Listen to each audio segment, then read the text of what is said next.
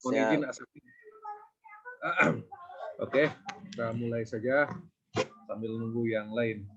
Saya barusan share PPT atau PowerPoint ke grup WA ya. Oke, a'udzubillahi minasyaitonirrajim. Bismillahirrahmanirrahim. Allahumma shalli ala sayyidina Muhammad wa ala ali sayyidina Muhammad. Assalamualaikum warahmatullahi wabarakatuh. Waalaikumsalam warahmatullahi wabarakatuh. Waalaikumsalam warahmatullahi wabarakatuh. Sebelum saya melanjutkan ke diskusi kita oleh Ustadz Reza dan temannya mungkin, saya ingin mengulas dulu pertemuan kita kemarin ya. Pertemuan kita kemarin tentang manajemen strategik. Manajemen strategik itu sebuah manajemen yang biasanya kalau orang memiliki atau organisasi memiliki manajemen strategi itu perusahaannya itu lebih maju dan bertahan cukup lama ya itu. Dan yang kedua, manajemen strategi itu memiliki langkah-langkah, di antaranya adalah langkah-langkah manajemen strategi itu ada langkah-langkah analisa diri ya, dan analisa eksternal ya, analisa internal dan analisa eksternal. Jadi kita mengambil keputusan berdasarkan analisa tersebut. Nah, kini manajemen strategi itu mengalami perubahan yang cukup besar karena di zaman kita itu terjadi banyak perubahan yang cukup drastis ya. Kadang-kadang kita tidak duga. Oleh karena itu manajemen strategi sekarang ini mengalami perubahan dengan berbagai model dan metode baru. Misalnya ada konsep yang baru itu balance scorecard misalnya. Nah, itu mungkin pertemuan kita yang lalu.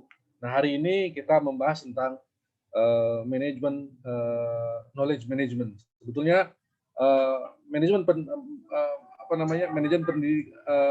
pendidikan dan pembelajaran itu di dalam kurikulum pada umumnya ketika saya di UPI ini juga tidak ada manajemen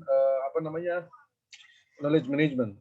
Tapi dirasa perlu manajemen strategik ini terutama bagi kita kekinian ya, karena terbukti bahwa orang yang menjalankan organisasi yang menjalankan manajemen knowledge management itu juga memiliki keunggulan-keunggulan, dan hampir seluruh perusahaan sekarang ini menggunakan knowledge management sebagai alat untuk memajukan organisasinya. Misalnya kita kenal misalnya ada organisasi besar seperti yang kita kaget kita mungkin dengan adanya Facebook, WA, adanya Gojek dan lain sebagainya. Itu merupakan keberhasilan daripada beberapa pengelolaan pengetahuan yang cukup canggih gitu ya. Nah, sekarang umat Islam bagi saya harusnya juga memiliki kemampuan untuk mengelola manajemen, karena pada dasarnya, pada prinsipnya, Quran lahir itu juga menghasilkan karya-karya ilmu, karya-karya pengetahuan yang cukup luar biasa besarnya dan efeknya cukup besar, dan itu sangat mengguncang dunia Arab khususnya. Kita tahu bahwa dunia Arab sebelum Islam lahir itu dalam keterbelakangan. Tapi ketika Islam lahir justru kemajuan Islam itu tidak ditandingi. Nah, ini bagaimana kita ke depan agar umat Islam itu berjaya kembali melalui misalnya bagaimana dengan pendekatan knowledge management. Mungkin itu saja pengantar dari saya. Mungkin selanjutnya dibawakan oleh Ustadz Rija. Fadhal Ustadz. Terima kasih. Silakan. Baik, terima kasih Pak Dokter. Baik, kita mulai saja. Bismillahirrahmanirrahim. Assalamualaikum warahmatullahi wabarakatuh. Waalaikumsalam warahmatullahi wabarakatuh. Alhamdulillahi rabbil alamin. Wassalatu wassalamu ala asyrafil anbiya'i wal mursalin. Nabiyyina Muhammadin wa ala alihi wa sahbihi ajma'in, amma ba'd. Yang saya muliakan pembimbing kita, dosen pengampu, Pak Doktor Hafizahullah Ta'ala, ya semoga diberikan kesehatan dan terus bermanfaat bagi kita semua. Kemudian Amin. teman-teman seperjuangan, para asatidzah al-kiram, hafizakumullah, mudah-mudahan semuanya dijaga oleh Allah Subhanahu wa taala. Baik untuk kesempatan perkuliahan di sesi Ahad pagi ini, terkhusus di mata kuliah kita hari ini yang dibimbing oleh Pak Dr. Asep Purwa. Pada hakikatnya kami berkoordinasi, kami dan kelompok 6 ya, Ustadz dengan Ustadz Ahmad Sadifuddin, berkoordinasi dengan Ustadz Ardi. Kita bertukar jadwal tetapi tidak bertukar materi ya, jadi cuma bergantian. Maka itu kami sampaikan pemakalah sebelum memulai, jadi karena semuanya serba agak kurang persiapan, kalau dirasanya banyak dijumpai kekurangan-kekurangan, maka kami mohon bimbingan dan arahan dari terkhusus Pak dosen dan teman-teman sekalian. Jadi memang ini kita mencoba dengan sekedarnya, semampunya dari Al-Faqir yang menyampaikan tentang knowledge management atau manajemen pengetahuan. Nah, teman-teman sekalian, yang pertama sebagaimana yang kita tahu ya, bahwasanya dari definisi yang sudah kita banyak membahas, manajemen adalah suatu proses ya untuk mengatur suatu individu, kelompok atau institusi ya. Ini digunakan untuk meraih efektivitas tujuan. Dalam bahasa syariat mungkin bisa disebut wasailul hadaf, fasilitator mendapatkan target. Nah, di antaranya itulah ilmu manajemen. Maka sangat dibutuhkan untuk melakukan sebuah akselerasi dalam tujuan, terutama baik dalam memanajerial satu institusi, perusahaan, ataupun kita yang terkait sebagai tenaga pendidik, bagaimana kita memberikan percepatan-percepatan dalam pendidikan ini untuk mendapatkan maksimalitas dalam proses edukasi atau pendidikan kepada peserta didik yang dapat memberikan hasil yang maksimal sesuai dengan target-target yang diinginkan. Maka sebagaimana banyak definisi bahwa manajemen adalah usaha merencanakan, mengkoordinasikan, mengatur sumber daya, memaksimalkan fasilitas teknologi yang dipunya. Nah, dalam kesempatan makalah kali ini kita akan membahas tentang knowledge management atau manajemen pengetahuan. Baik, gambarnya bisa diterima ya dengan baik.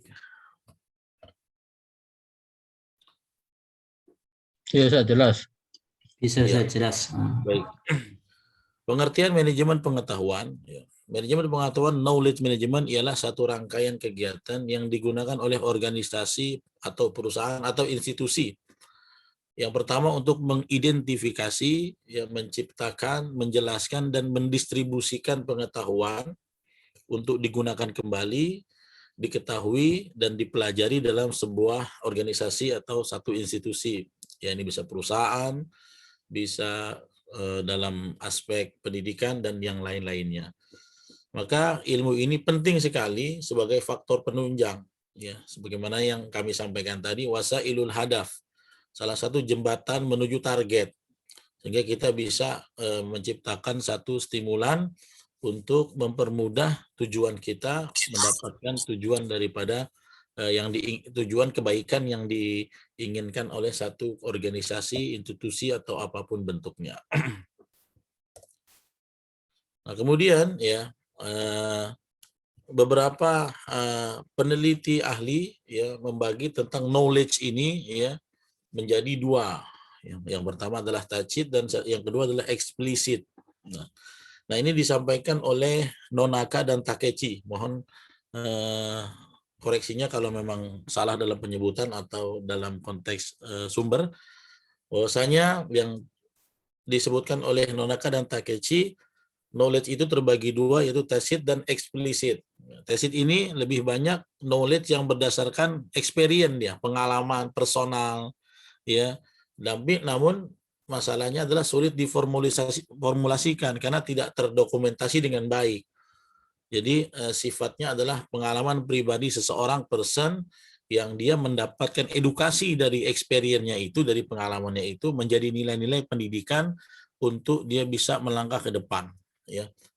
Jadi namun dalam tesit ini sulit untuk menakar, ya, dalam membatasi, bahkan untuk membreakdown menjadi ilmu-ilmu yang sifatnya substantif ini sulit karena hanya berdasarkan pengalaman dan pengalaman.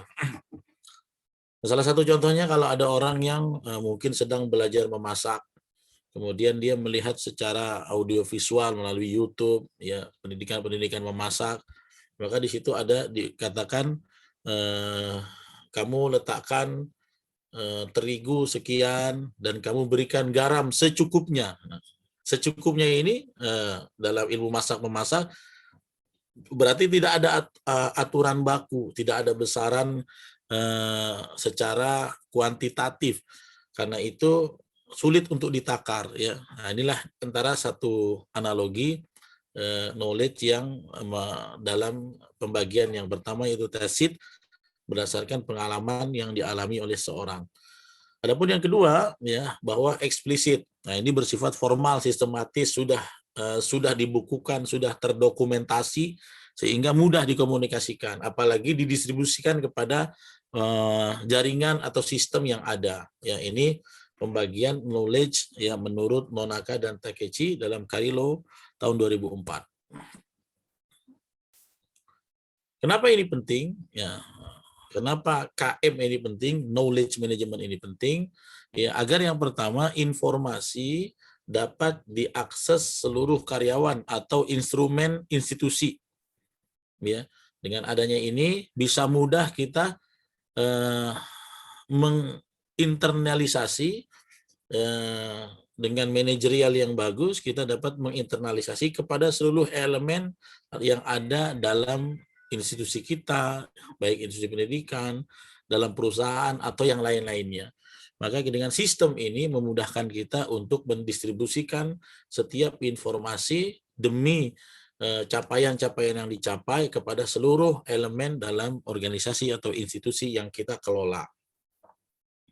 Yang kedua, dengan adanya ini bisa kita melakukan antisipasi apabila ada karyawan atau tenaga, staf pendidik kita yang keluar.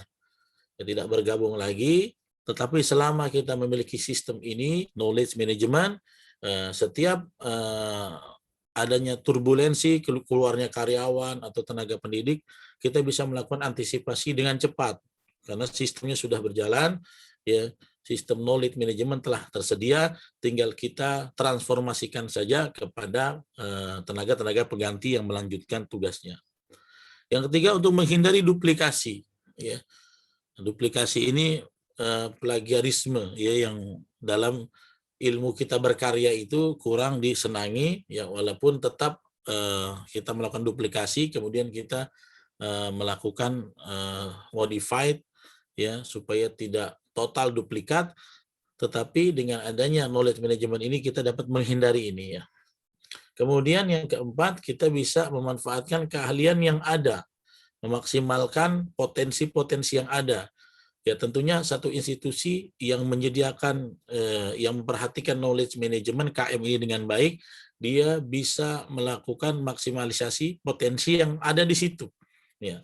Sehingga akan banyak nanti di kemudian hari atau di waktu yang kemudian, rupanya pengalaman-pengalaman, ilmu-ilmu yang bisa kita gali menunjang dari proses ikhtiar yang kita lakukan untuk kesuksesan institusi, organisasi, atau perusahaan. Nah, kemudian apa elemen dari knowledge management? Yang pertama people, ya, orang itu sendiri. Yang kedua teknologi. Yang ketiga adalah proses. Inilah di antara elemen yang kita harus hadapi untuk instrumen-instrumen knowledge management ini bisa tercapai. Yang pertama people, ya, berarti berasal dari orang, ya. People atau orang merupakan salah satu bentuk dasar untuk dapat membentuk knowledge atau pengetahuan baru. Tanpa orang ini tidak akan ada pengetahuan atau knowledge. Ini adalah instrumen paling asas adanya knowledge management atau manajemen pengetahuan yang berasal dari orang, dari people, ya. Makanya pengetahuan itu lahir dari sini, dan kita diberikan oleh Allah Subhanahu wa taala alat-alat ya untuk dapat mengakses pengetahuan ya dengan segala indera-indera yang ada.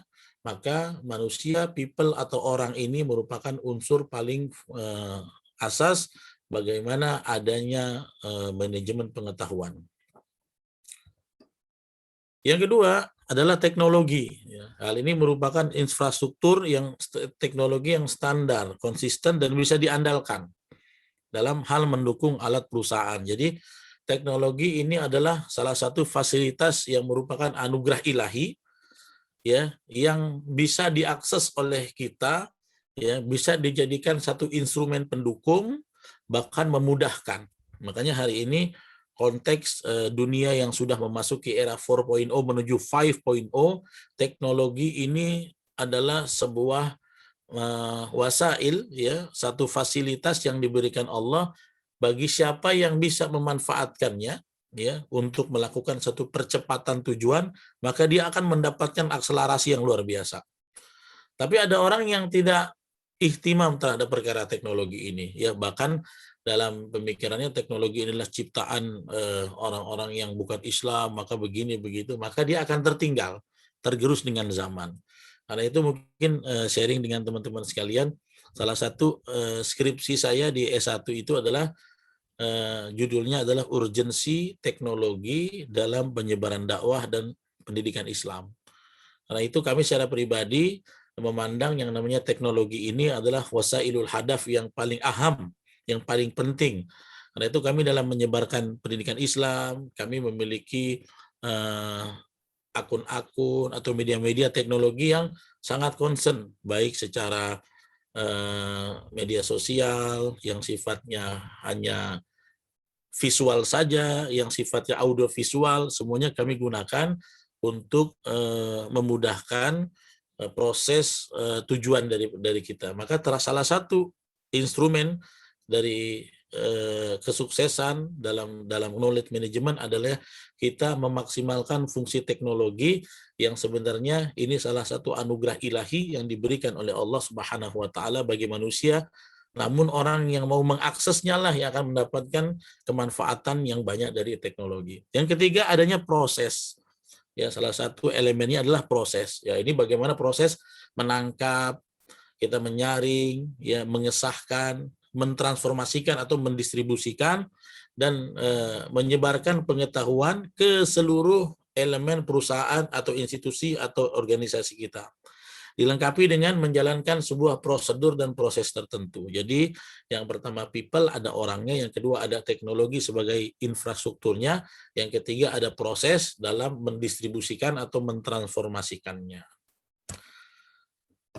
Kemudian apa manfaat KM atau knowledge management? Nah, ya tentunya yang pertama semua ini ada manfaatnya. Yang pertama adalah efisiensi, baik dalam waktu dan biaya. Makanya dari pertama saya menangkap apa kata dosen kita Pak Doktor, selalu dalam manajemen ini ya banyak sekali, bukan hanya efisiensi waktu, bahkan untuk kita menekan budget, sehingga dengan budget yang seminimal mungkin pencapaian pendidikan maksimal mungkin. Saya belum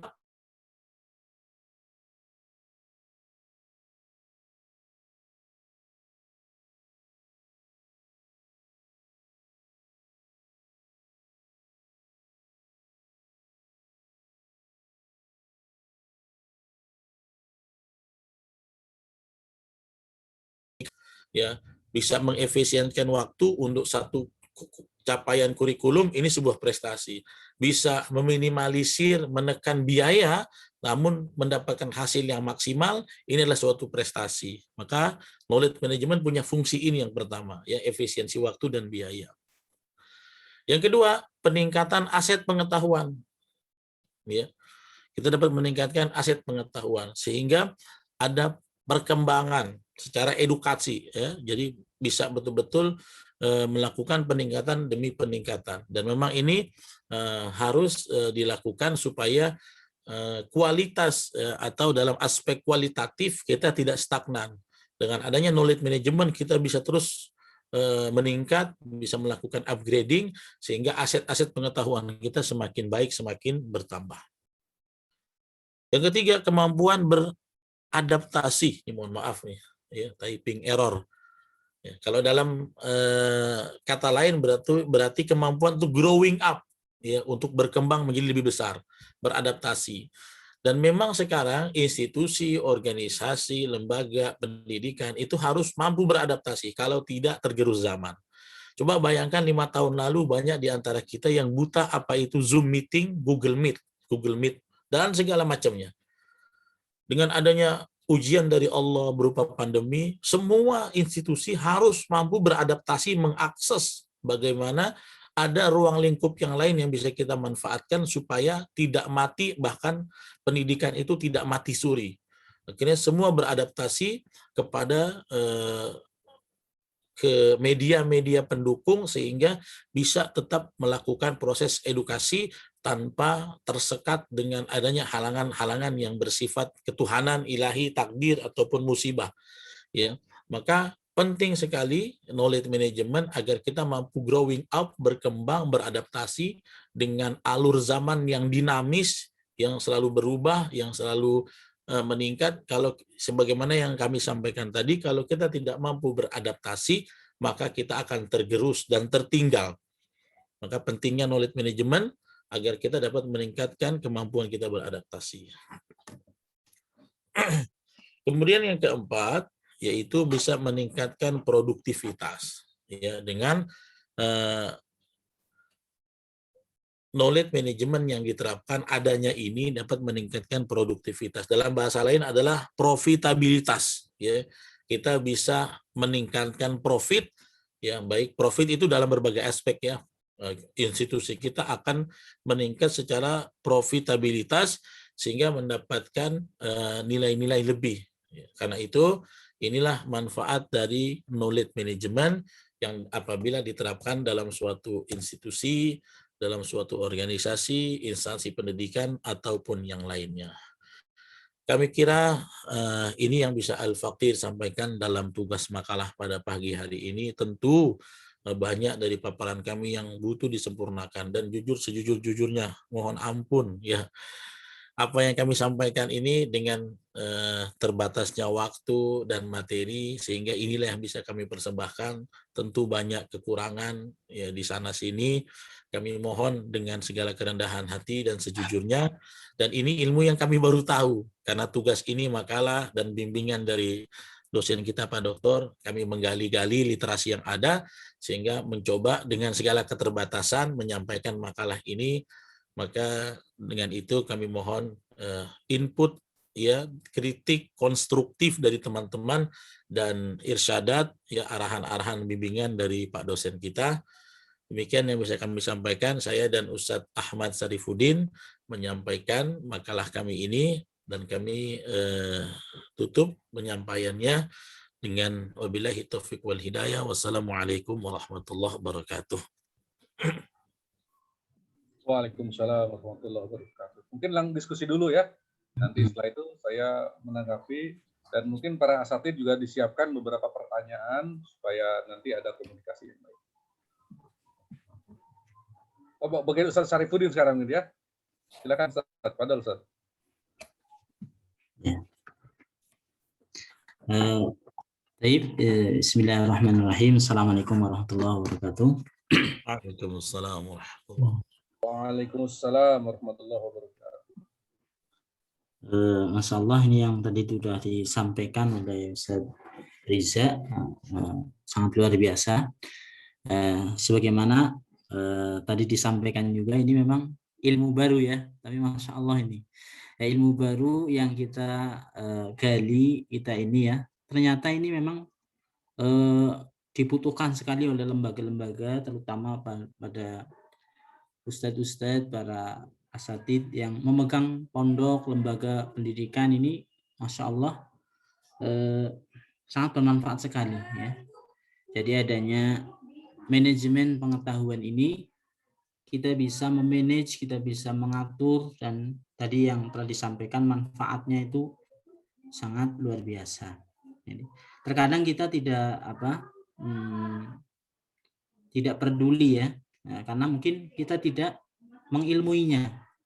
Nah, dengan kita belajar mudah-mudahan kita bisa istifadah mengambil manfaat dari ilmu yang kita pelajari ini untuk bisa kita kembangkan, kita aplikasikan dalam dunia pendidikan, ya, dunia pendidikan.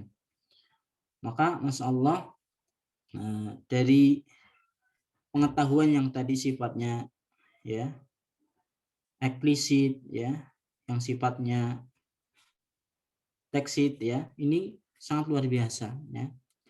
Jadi ketika kita praktekkan, kita bisa gali lagi, ini sangat bermanfaat di lembaga-lembaga kita. Terkadang kita tidak sadari ya, ada guru-guru yang mempunyai potensi yang sangat luar biasa, ya, yang sangat mampu untuk di bidang yang kita butuhkan. Misalnya kita di lembaga kita ada tahfidz misalnya, dia mempunyai pengalaman yang sangat luar biasa. Ini kenapa kita tidak manfaatkan, kenapa kita tidak ya eksplisitkan menjadi sebuah buku, menjadi sebuah aturan. Jadi diantaranya adalah fungsinya bisa menjadi SOP yang tertulis, yang semua orang, semua karyawan bisa mengacu kepada SOP tersebut. Ya, memang ini yang kadang kita kurang memperhatikan ya, sehingga ketika ada karyawan keluar, ada mudaris yang keluar, guru tahfidz keluar, kita kelabakan. Sehingga metode ini, metode pengajaran tahfidz, metode kemusrifan, kepengasuhan santri, ini kadang-kadang selalu berubah-ubah. Tapi Masya Allah ketika ada knowledge, ya, manajemen ini, Masya Allah sangat luar biasa. Seseorang yang mungkin sudah berpengalaman di bidang kemusrifan, di bidang pengasuhan di pondok lain, bisa kita ajak diskusi, bisa kita ajak untuk dieksplisitkan, dibukukan, ditulis, di dokumen, ya, sehingga ketika ada karyawan baru atau musrif baru yang datang, ini kita tidak merasa kesulitan. Maka kita juga di lembaga kami di Al-Wafa juga berusaha seperti itu. Jadi dari gerak-gerik santri, dari ustadz mengajar itu kita usahakan ada SOP-nya. Bagaimana ustadz akan mengajar, dia apa yang harus dilakukan dulu, ya.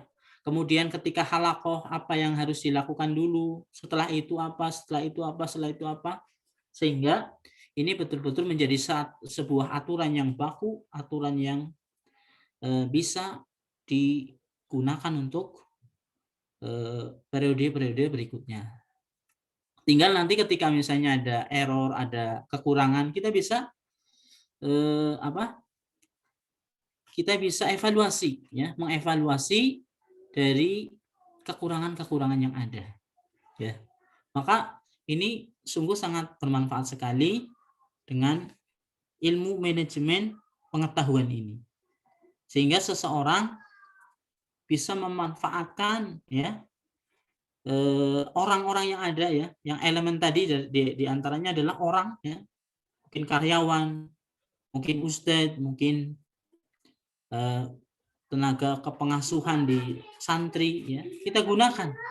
Mungkin ada ide-ide yang masih ada di pikirannya, ada di kepalanya, jadi dikeluarkan sehingga memberikan manfaat, dimanage dengan baik, sehingga menjadi sebuah aturan yang baku yang akan menghasilkan dari sebuah tarbiyah kependidikan yang luar biasa, ya. Dan ini kita tidak sadari, ya. Maka kita memulai, ya, untuk bisa memanage daripada pengetahuan ini, ya. Dengan pengetahuan-pengetahuan tersebut kita bukukan, kita terapkan, kita praktekkan sehingga betul-betul bisa bermanfaat, ya. Dan terus kita kembangkan, ya, terus kita kembangkan. Mungkin tambahan dari saya seperti itu, ya. Ya, jadi ini tentang pentingnya daripada knowledge management ini. Jazakumullah khairan. Mungkin ini tambahan dari saya. Silakan mungkin dari teman-teman ada yang memberikan tambahan atau ya diskusi, silakan. Boleh soal? Ya, tafadhal Ustaz Muslim. Ahlan. Boleh soal? Ahlan. Masya Allah, Tafadhal Ustaz Ustaz. Muslim, nyoal. Ziyadah, ziyadah. Siadah laisa soal.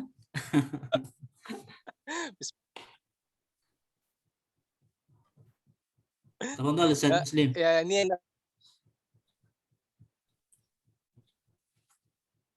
Suaranya kurang jelas Ustaz Muslim. Suaranya putus.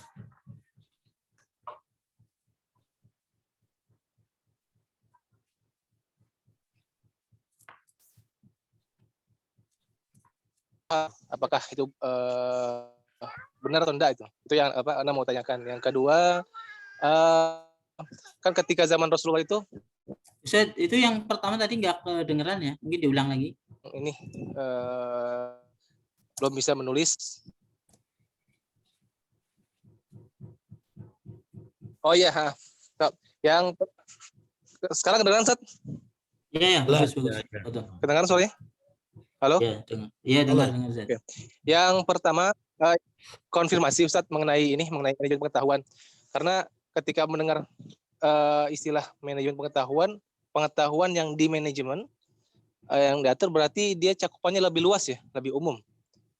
Atau itu yang Anda paham itu betul enggak gitu? Itu mau konfirmasi aja.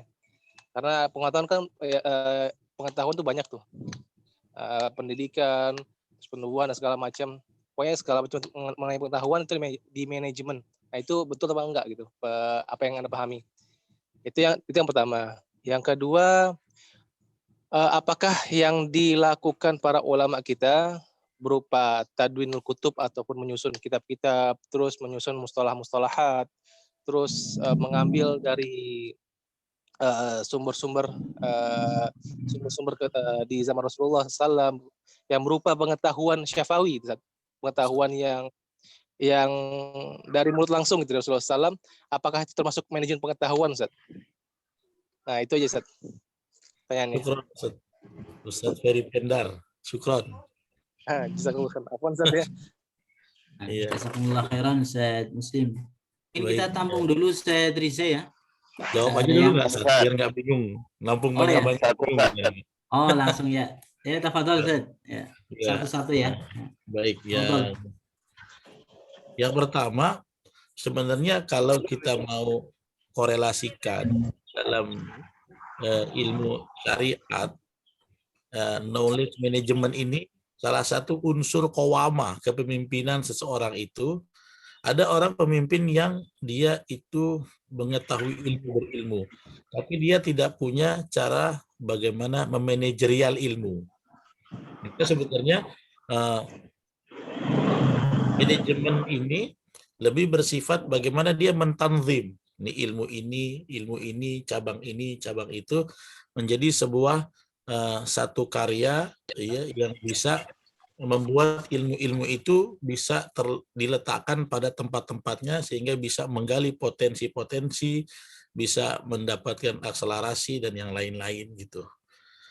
Yang kedua, apakah ilmu yang sifatnya syafawi juga termasuk manajemen pengetahuan? Iya, tapi dalam kategori yang teksit itu, ya, karena secara verbal saja tidak terdokumentasikan, tidak menjadi terbukukan banyak. Namun memang akhirnya lebih sulit dikembangkan dan kemungkinan lestarinya lebih kecil. Contohnya imam mazhab yang 4 kan, kalau teman-teman yang di syariah itu mengetahui betul sebenarnya mazhab itu bukan cuma 4. Ya, ada yang al-Zahiri, kemudian Auza'i dan banyak mazhab yang lain. Tapi kenapa yang 4 itu lebih lestari? Karena eksplisit terdokumentasikan dengan baik. Banyak mazhab-mazhab yang mungkin banyak murid-muridnya melakukan talaki secara syafawi, namun tidak melestarikannya menjadi satu SOP sebagaimana Ustaz Syarifuddin bilang, sehingga mazhabnya tidak kekal karena tidak ada warisan peninggalan ilmu dari teksit, tidak dikonversi menjadi eksplisit sehingga tidak abadi dan kekal. Padahal kalau bisa dibuat menjadi eksplisit, ilmu itu akan lebih menjadi peluang jariahnya berputar. Itulah diantara fungsi manajemen pengetahuan agar kita bisa merumuskan karya-karya yang dahulu ya buat percepatan. Bukan hanya itu, rupanya bisa jadi warisan amal jariah yang bisa dimanfaatkan oleh umat. Dalam ilmu hadis juga perawi-perawi di zaman Nabi itu ada yang secara verbal, secara syafawi. Kalau nggak salah, mohon dikoreksi, Abu Hurairah tuh banyak simai, sementara Abdullah bin Umar tuh banyak bil kitabah. Ya, beliau hadis banyak dengan tulisan. Sehingga kadang-kadang kalau ada syak juga ya di Abu Hurairah, beliau nanti rujuknya kepada Abdullah bin Umar yang punya teks eksplisit gitu. Jadi tentang ada takutnya ada kaul Nabi yang salah ya, sehingga makanya sangat kehati-hatian dalam agama kita ya, mengatakan itu dari Nabi itu harus jangan sampai berusaha kepleset secara redaksi matan. Makanya para ulama yang khawatir setiap membacakan hadis au kama qala Rasul sallallahu alaihi wasallam. Nah, yang setahu kami ya Al-Faqir, Abdullah bin Umar ini lebih mengaktualisasikan eksplisit, dia mendengar dan mencatat. Dalam ilmu Rijalul hadis juga orang yang melakukan penulisan hadis dengan eksplisit, yang dengan terdokumentasi, dengan catatan yang jelas, itu dalam tingkat periwayatan lebih kuat. Ya, karena itu memang, ya itu sebenarnya, makanya saya bilang ilmu baru, tapi dalam praktek pendidikan Islam itu sudah berlaku. Cuman kita belum bisa menemukan definisi-definisinya saja. Jadi inilah salah satu, alhamdulillah binikmatihi tatimul shalihat, kuliah kita ini rupanya banyak ilmu-ilmu yang telah didefinisikan para ahli dan sudah dipraktekkan oleh para cendekiawan Islam. Saya kira itu dari Al-Faqih disempurnakan Ustaz Syarifuddin. Baik, jazakumullah khairan. Saya kira sudah cukup ya. Saya udah. Boleh nambah, Ustaz? Nambah pertanyaan, Ustaz. Fadol, siadah tuh apa? Afwan, Ustaz. Ini ya karena Ana juga memang baru juga di dunia ini gitu kan. Apakah ini sama istilahnya? RPP itu bagian dari knowledge manajemen pendidikan ini sama atau tidak, saudara? RPP itu masuk dalam bagian itu atau tidak? Kurikulum ya seperti itu masuk atau tidak? Nah, kemudian bagaimana kalau kita melihat di masa-masa dahulu cara-cara belajar itu tentu kalau hari ini kan satu hari itu bisa sekian banyak pelajaran, ya kan? Ada 6 pelajaran, ada 7 pelajaran gitu kan. Nah, kemudian kalau kita melihat di masa lalu, ya itu hanya fokus satu kitab saja selesai, baru pindah kepada kitab yang lain gitu. Nah, ini bagaimana kita memandang pola pembelajaran ini? Yang pertama, setiap hari sekian banyak pelajaran. Yang kedua tadi satu hari menyelesaikan satu kitab atau satu buku sampai selesai baru dilanjutkan dengan pembelajaran yang lain. Nah ini bagaimana Ustaz? Kira-kira dalam pandangan ini Ustaz. Jazakallah khair. Ya, jazakumullah khairan Ustaz Mahbub. Tafadhal Ustaz Riza ditanggapi. Iya, Ustaz Syarifuddin ya harus gantian. Nanti kalau ada ini. Iya. Baik. Ya kalau dari ini kita istifadah ya, singkat dari yang di-share oleh pembimbing kita, Pak Dokter. Apakah RPP itu termasuk kalau menurut analisis Al-Faqir ya? Karena di dalam knowledge management membukukan satu sistem itu, salah satunya RPP termasuk dalam manajemen knowledge management. Makanya dalam sesi itu yang di-share oleh Pak Dokter, socialization, externalization, combination, dan internalization, Nonaka dan Takechi itu ada yang nomor 2, tacit to explicit. Ya, bagaimana menuliskan dalam dokumen. RPP itu kan mengejawantahkan apa yang diedukasi dalam satu dokumen ya, dalam satu sistem didokumentasikan. Jadi ketika ada tenaga pendidik baru, karyawan baru, dia hanya tinggal mengikuti sistem yang ada. Coba bayangkan kalau tidak ada itu. adaptasi lagi, pembekalan ulang, training for teacher, maka berapa banyak waktu dan biaya yang terbuang. Nah, makanya RPP itu salah satu unsur atau instrumen yang kalau di breakdown ya merupakan dipayungi oleh knowledge management ini. Jadi dan ini pentingnya sebenarnya ya. Makanya saya itu banyak mendapatkan stimulan dari orang-orang. Kamu kalau jadi ustadz jangan cuma ngajar terus verbal. Bikin karya supaya apa?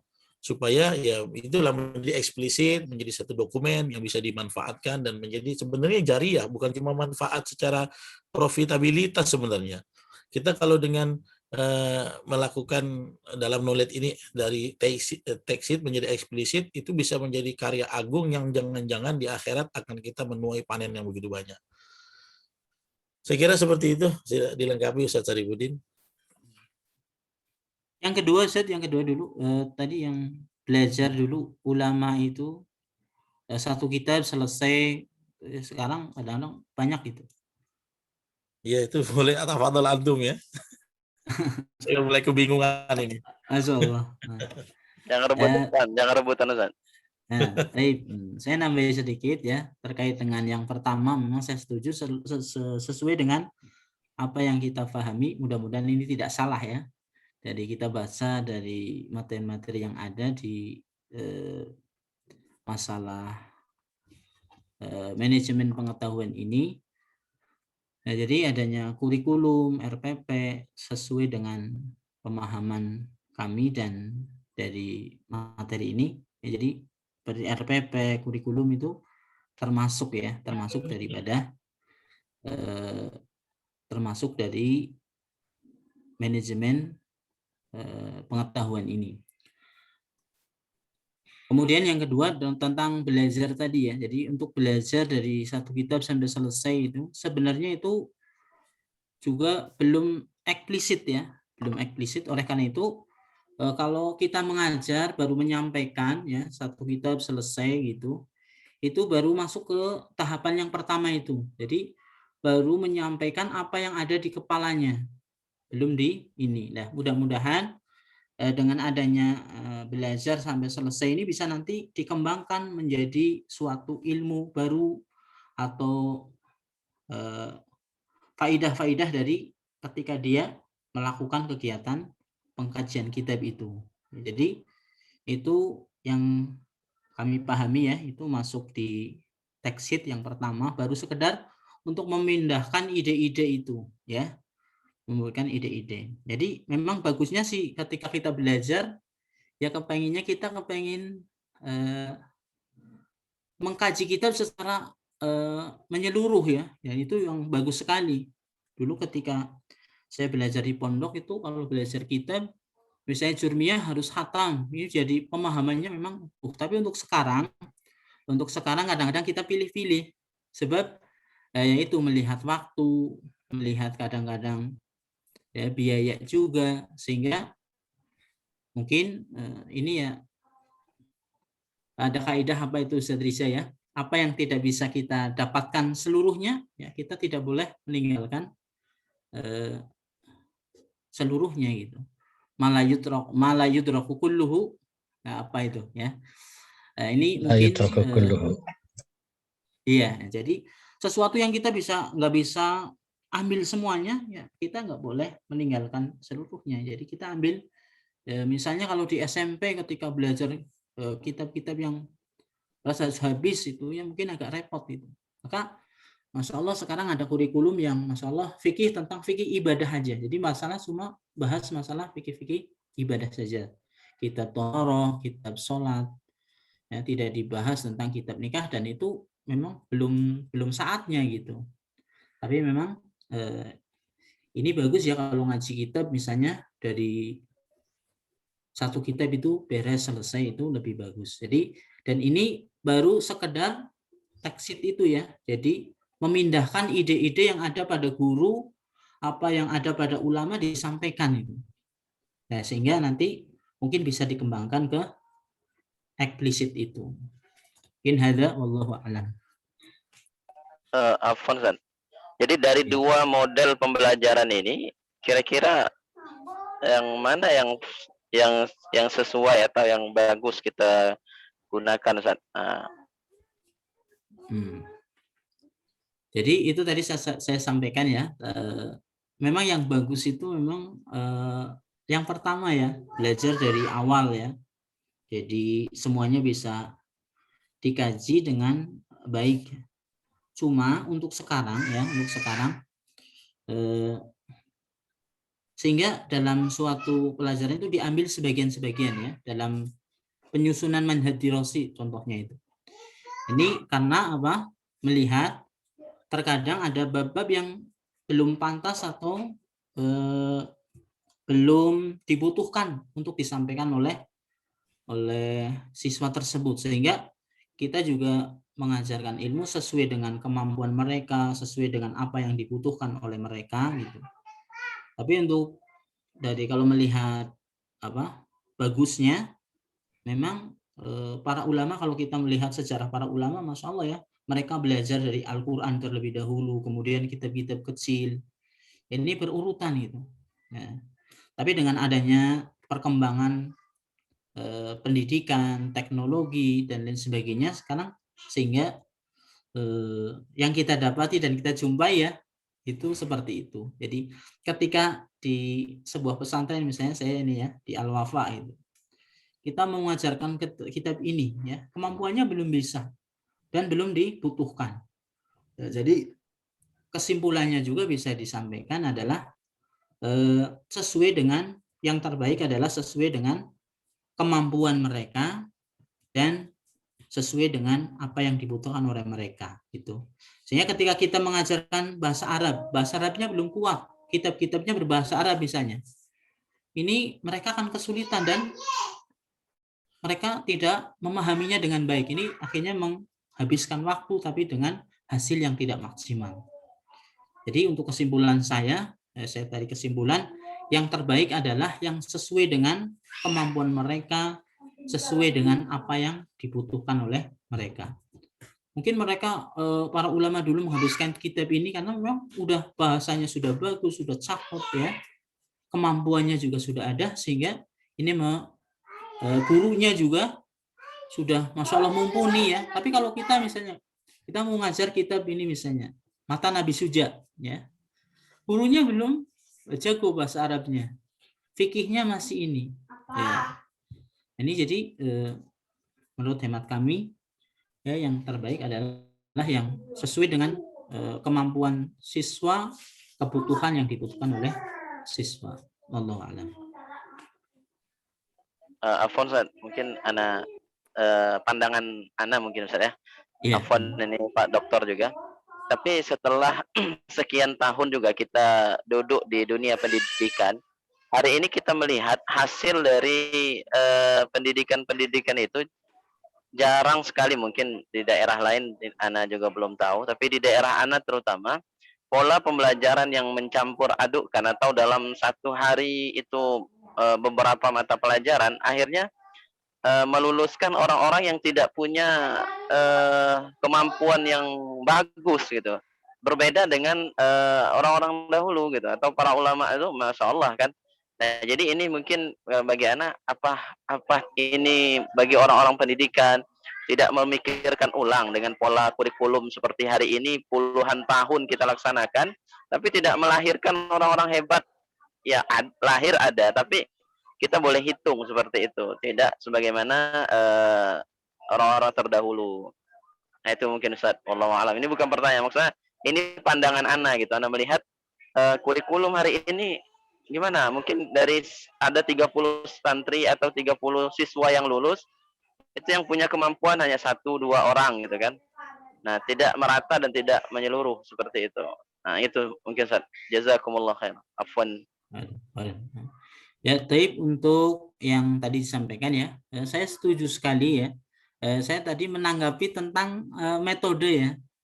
Jadi manhaj dalam mengajarkan gitu. Tapi kalau untuk secara spesifik ya, kita kepengen mutakhasis ini, saya setuju sekali dengan apa yang disampaikan oleh Ustaz Mahbub ya. Ketika kita bercabang memang sangat susah sekali untuk kita harapkan hasil dari pendidikan yang kita ini. Makanya ketika ada sebuah lembaga pendidikan misalnya mengkhususkan dengan tahfidz dengan bahasa Arab aja misalnya, dan lebih dominan di tahfidz, itu hasilnya kan luar biasa ya. Jadi kalau yang kedua ini yang disampaikan tentang mutakhosis ini ya, takhosus kepada suatu ilmu, kepada suatu ini, saya sangat setuju sekali ya, difokuskan kita mau ke apa gitu. Arahnya misalnya ke bahasa Arab, udah bahasa Arab aja. Seperti di Libya, Masya Allah, ketika diajarkan bahasa Arab dengan kadar yang sangat tinggi ya, ini hasilnya luar biasa ini. Begitu juga dengan Ma'had Tahfidz ya. Nah, kalau yang pertama tadi saya berbicara tentang metode untuk dalam mengajarkan suatu ilmu. Jadi mungkin ada yang lain menambahkan, Ustadz Ainun Najib, Ustadz Muslim, Ustadz Solihun ya, mungkin berkomentar ini masalah pendidikan. Nambahin boleh? Betul. Kalau yang anak pahami, metode pendidikan itu tergantung tujuannya yang mengajarkan metode tersebut, Ustaz. Ya seperti yang antum bilang, apa ya, intinya sebagai yang dibilangin, Ustaz. Kalau memang tujuannya untuk takhasus dalam sebuah ilmu, maka dibuat kurikulum dan dan pengaturan sesuai dengan tujuan tersebut. Nah, berbeda kalau seandainya kalau sekolah tersebut hanya sebagai muthaqaf gitu loh. Tujuannya muthaqaf agar para santri ataupun para siswa yang ada di lembaga tersebut itu menguasai banyak, nggak menguasai tapi mengetahui banyak berbagai cabang, hanya mengetahui tapi tidak mutakhasis, tidak spesialisasi dalam bidang-bidang hal tersebut. Nah, bahkan kalau mau nambahin, Ustaz, di Lipia sendiri itu sudah dari 2 tahun yang lalu sudah ada ini, Ustaz, ada revisi kurikulum untuk prodi syariah, Ustaz. Kalau awalnya itu kan hanya misalnya dari semester 1 sampai semester 8 itu ada misalnya fikih, bidatul mujtahid, terus kitab-kitab akidah thahawiyah dan lainnya, jadi kitab-kitab gitu ya. Nah, namun sekarang ada revisi gitu, Ustaz, seperti yang terjadi. Revisinya itu ya seperti takhusus ke syariah, lebih dalam itu. Misalnya yang bahas fikih ibadah, fikih terus maqasid syariah, dia lebih jadi khusus gitu. Karena kedapatin ini kalau dibilang anak LIP itu bahasa Arabnya bagus memang. Tapi kalau penguasaan materi secara mendalam itu kurang. Dalam artian harus belajar lagi gitu. Harus belajar lagi ke jenjang lebih tinggi. Karena tawaduknya. Iya, karena benar. Karena kalau ditanya, coba antum tarjih ini, tarjih permasalahan ini. Itu hanya susah. Karena memang dari kurikulumnya juga seperti itu. Itu juga sudah diangkat ke atas tuh, ke pusat, ke Jamiah Imam Muhammad di Riyadh. Itu insya Allah ada perubahan. Nah, karena anak-anak walaupun mereka di Indonesia ini Masya Allah jadi banyak pelopor sekali itu. Pelopor di negara kita, bahkan ada sekolah jadi mudir-mudir di lembaga-lembaga banyak gitu. Namun untuk dari segi spesialisasi itu kurang. Karena juga ada seperti itu, Ustaz. Apalagi yang hafal Quran itu bisa dihitung dengan jari, Ustaz. Anak-anak Libya itu. Seperti itu. Itu jadi tergantung tujuan, menurut Ustaz. Ya itu yang Anda pahami, Ustaz. Tergantung tujuan yang membuat pendidikan tersebut. Kalau memang kita buat lembaga pendidikannya dia mutakhasis gitu. Seperti kayak di Saudi kan kayak SMP dia membahas SD, SMP, SMA itu mutakhasis ya. Sampai ke jamiah, ke universitas. Sehingga ketika udah jamiah dia udah lancar itu. Matan dan segala sudah lancar. Nah, ketika di jamiah menghadapi perbandingan mazhab itu udah nggak kaget itu. Nah, kita anak pribadi anak dari SMA, Ustaz. Nah, dari SMA 3 terus Setiabudi yang lulusannya Anjasmara, Krisdayanti segala macam, tiba-tiba kecemplung ke Lipia gitu loh. Lebih lengkap itu, antum. Shock loh. Shock lahir batin. Nah, itu jadi berubah sekali tuh. Jadi ya berubah sekali. Karena pendidikan yang di SMP, SMA, SD, SMP, SMA itu nggak sebanding lurus tuh ketika masuk ke Bolivia. Jadi itu Zat. Nah, itu pandangan Anda Zat, pandangan Anda. Wallahu a'lam bishawab. Baik, jazakumullah khairan Ustaz Muslim. Mungkin ada yang lain ya menambah, ini seru ya, Masya Allah, Ya, masalah silakan. pendidikan, tentang masalah kurikulum juga, Masya Allah. Tapi tadi yang Ustadz Mahbub itu patut ditafakuri oleh kita itu. Ya, karena ada satu disorientasi kita dengan para salaful ummah. Kalau dulu para salaful ummah jam kerjanya 4 jam, jam ilmunya 8 jam. Kalau kita terbalik. Ya kan, makanya Imam Hanafi, kemudian ada lagi Syekh Albani, ya, kemudian Hasan Al-Banna, yaitu orang-orang yang nggak terlalu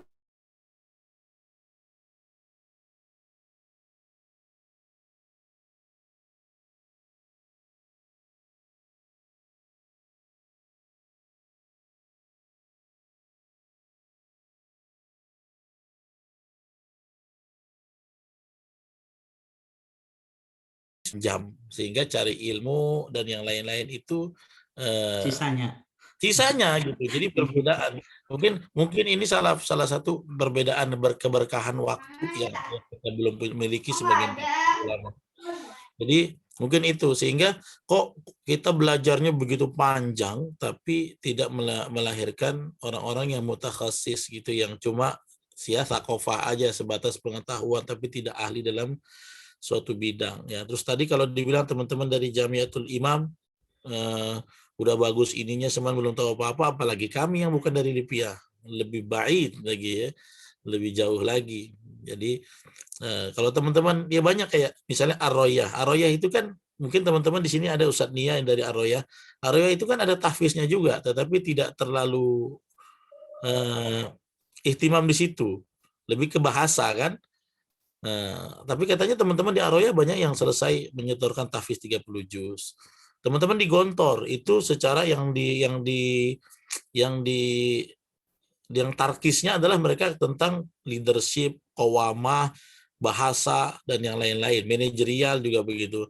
Namun tidak fokus di tahfiz. Jadi memang benar kata Ustadz Muslim, kita itu harus reorientasi. Kita ini bikin lembaga instansi pengen tujuannya apa? Dari tujuannya apa, kita bikin instrumennya, knowledge management, ini strukturnya. Memang kadang-kadang kalau pengen jadi mutakhasis harus sabar. Ya udah, kita bikin di segmen lembaga yang ini, kita fokus ini deh, Quran, qiraat, sanatnya kita fokus mengkaji mutun-mutun para qurra dan yang lain-lain. Nanti di jenjang berikutnya kita bikin yang lain. Kalau pengen bikin mutakhasis begitu. Atau ingin yang penting dia sekedar tahu, ya berarti semuanya kita berikan dengan comot, sedikit bahasa Melayu, mohon maaf ya, sedikit, kemudian diketahui, tetapi tidak diahli ya. Jadi ini mungkin tergantung pilihan kita ya. Nah, jadi ini tantangan buat kita ke depan, kita mau yang mana gitu ya, sekedar tahu kulit-kulit atau kita ingin mengetahui secara komprehensif satu bidang pelajaran yang kita ingin kuasai. Jadi bagus juga jadi kritik konstruktif buat kita ini, teman-teman yang berkecimpung di dunia pendidikan, mikirin ya, antum mau kemana sih gitu, mau apa tujuannya. Ini alatnya udah ada nih, knowledge management, tinggal dipakai ya. Knowledge management kan mengikuti tujuan dia, mau dipakai kemana, inilah instrumennya disediakan dalam ilmu manajemen ini. Ini tergantung kita, yang orientasi kita kan beda-beda. Silakan teman-teman yang lain. Taman penting Zat. Yang rata-rata kebanyakan lembaga-lembaga yang mutakhasis, yang tujuannya takhasus itu, yang berorientasi kepada ilmu terus takhasus ilmiah itu jarang diminati Zat, atau kurang diminati, karena rata-rata pemilik lembaga itu melihat market Zat itu. Mana yang paling banyak market, itu yang paling banyak uangnya itu. Gitu. Jadi kalau bikin brosur tahfiz Quran 30, ahli bahasa Arab, kitab kuning, matan, paling banyak yang daftar tuh kan. Jadi profitabilitas jadi yang jadi tujuannya.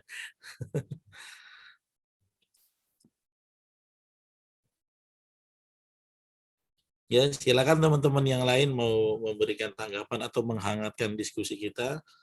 Bisa dihangatkan dengan diskusi yang lebih mendalam atau bisa dengan kopi hangat juga bisa. Masya Allah. Masya Allah. Masya Allah, Masya Allah.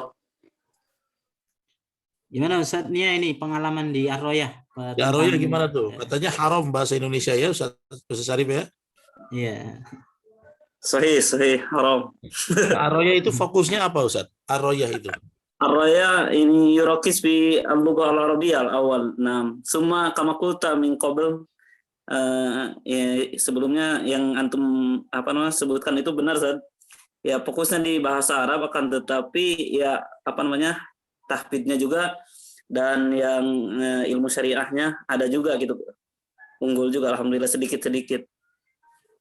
Itu saja mungkin, Zat. Kalau di Libya justru kalau Qur'annya hanya fokus 1 semester 1 juz ya. Betul, Ustaz, betul.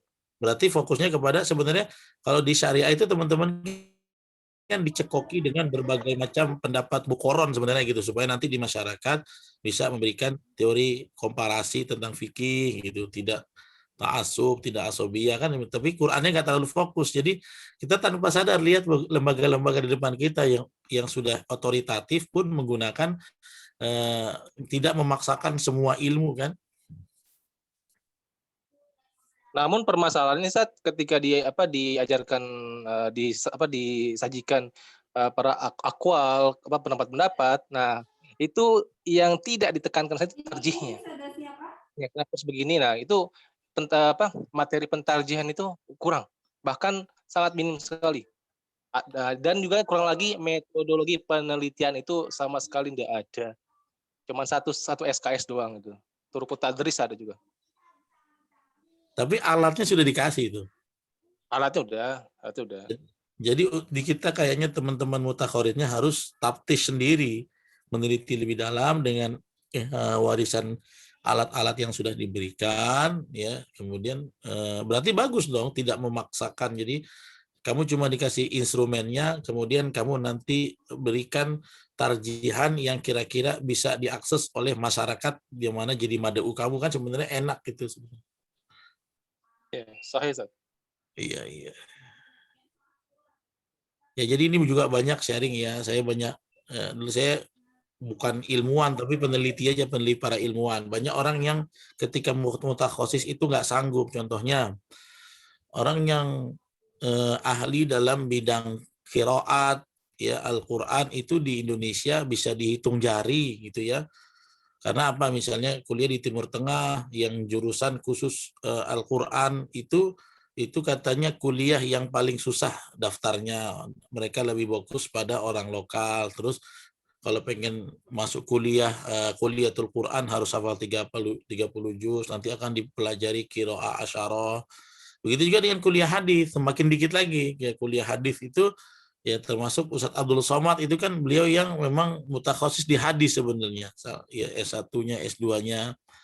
Kemudian banyak ilmu-ilmu yang lain. Tapi orang itu tidak berani untuk fokus pada satu ilmu karena memang semakin fokus itu semakin pelik ya, dengan resiko dan resikonya. Makanya orang lebih banyak yang umum. Yang kedua tadi marketnya begitu. Makanya dalam knowledge management kita bisa mengakselerasi itu semua tergantung dengan keinginan pengelola lembaga atau institusi itu sendiri. Jadi kita diberikan dengan ilmu ini ya instrumennya, terserah kamu mau bawa kemana, semuanya tergantung dari orientasi kita. Dan teman-teman nggak bisa kita samakan. Teman-teman yang di daerah kayak Ustadz Arifin yang di gunung kan beda kulturnya ya. Kalau saya yang di maritim kayak kelautan, ya dikelilingi laut, beda kulturnya ya. Mungkin teman-teman yang di DKI juga beda gitu ya. Tapi kita Karena di lembah ini. Di lembah ya. Masya Allah. Makanya sinyalnya suka masuk lembah ya, Ustaz ya. Asip dan. Baik, yang lain kita bisa ini atau kita beri berapa menit kepada Pak dosen kita? Masih ada sekitar 40 menit. Tafadhol Ustaz. Mungkin ini sekedar tambahan sekalian bertanya, Ustaz. Masya Allah 2 ya, dijamak ya. Ziyadah was soal. Mungkin setelah Ana mendengarkan dari pemaparan dari Syariza dan Syarif, Ana melihat tergambarkan mungkin pesantren yang tradisional dengan pesantren yang modern, Ustaz. Karena kalau kita lihat memang di pesantren yang ala-ala tradisional, memang dia tidak termanajemen dengan baik, makanya yang kita perhatikan kurang untuk perkembangannya, Ustaz.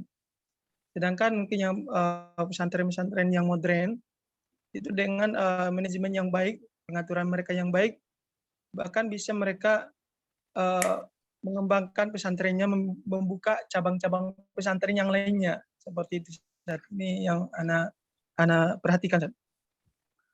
Terus kalau masalah pertanyaannya tadi, Ustaz, masalah keahlian gitu kan, Ustaz, mungkin yang kita telah membahas tadi, apalagi di zaman sekarang, mungkin kalau semakin orang takhusus gitu kan, semakin sedikit orang untuk mengambil atau memasukinya. Bagaimana Ustaz dengan hadis yang hadis Nabi Shallallahu Alaihi Wasallam tentang hancurnya dekatnya hari kiamat itu diberikan, atau amanah itu tidak diberikan kepada orang-orang yang ahli gitu, Ustaz, yang takhususnya gitu. Jelas Pertanyaannya gimana? Pertanyaannya bagaimana dengan hadis yang dari Nabi Shallallahu Alaihi Wasallam, maksudnya dekatnya hari kiamat atau hancurnya dunia ini diberikan kepada orang-orang yang tidak ahli di bidangnya gitu, Ustaz. Maka kata Nabi kan fantadirus sa'a, maka tunggulah hari kiamat, seperti itu. Nah, mungkin bisa dipahami ya Ustaz Syarif? Ya. Jazakumullah. Jazakallahu khairan. Barakallahu fiik. Ya Ustaz Syarif. Masya Allah Ustaz. Baik, jazakumullah khairan Ustaz Hasbi ya atas pertanyaannya.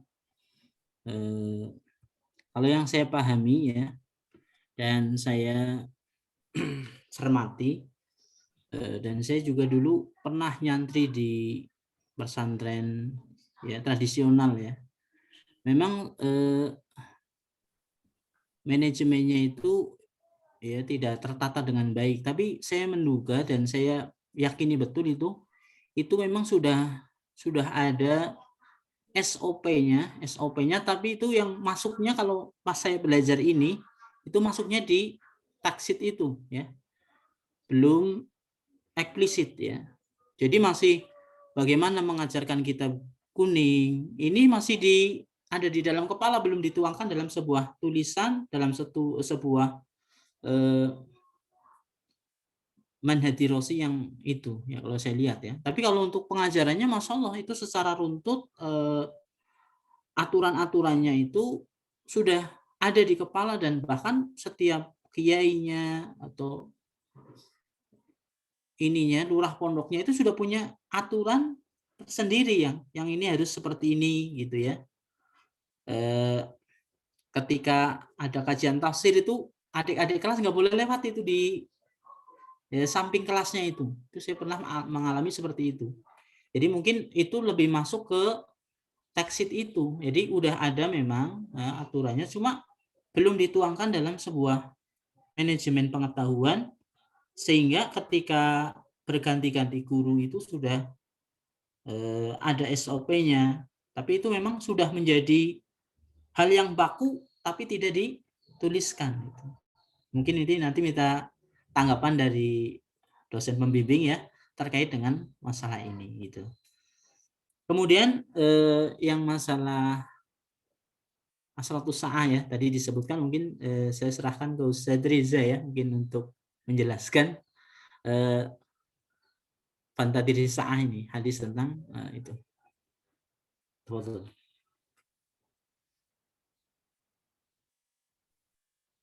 Yang berat dioper ke kita di Ustaz Syarif nih. Ada.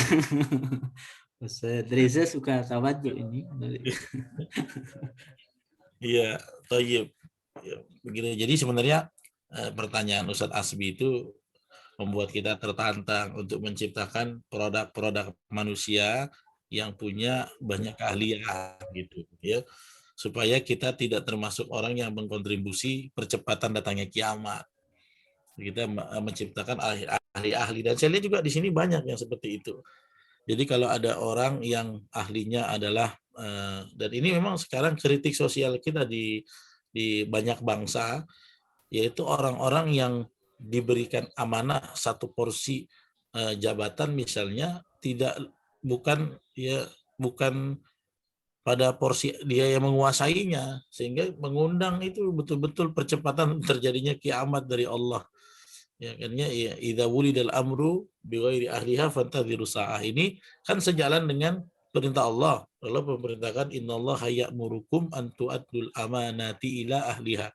Sekarang rumusnya nggak begitu, Ustaz Hasbi, tantangannya. Siapa yang dekat dengan penguasa, maka dia akan mendapatkan itu, walaupun dia tidak ahli. Nah ini makanya nanti kita berharap Ustaz Hasbi bisa jadi pemimpin, sehingga nanti beliau ketika ya memberikan amanah itu orang-orang yang ahli di bidangnya itu. Ya. Sekarang banyak kayak kemarin di kota saya juga gitu, ada kritik sosial yang saya sampaikan kepada teman-teman yang di pemerintah. Ya, wali kotanya meninggal dunia di tempat kami, kemudian naiklah yang menjadi wakilnya. Kemudian akhirnya yang ditempatkan menjadi, ini kan zamannya lagi COVID itu kan 2 dinas yang paling krusial. Ya, makanya ini perlunya pemimpin itu punya knowledge management gitu ya, dia punya SOP menerapkan siapa yang akan jadi instrumen pendukung dia. Nah, ini mungkin sharing sama teman-teman.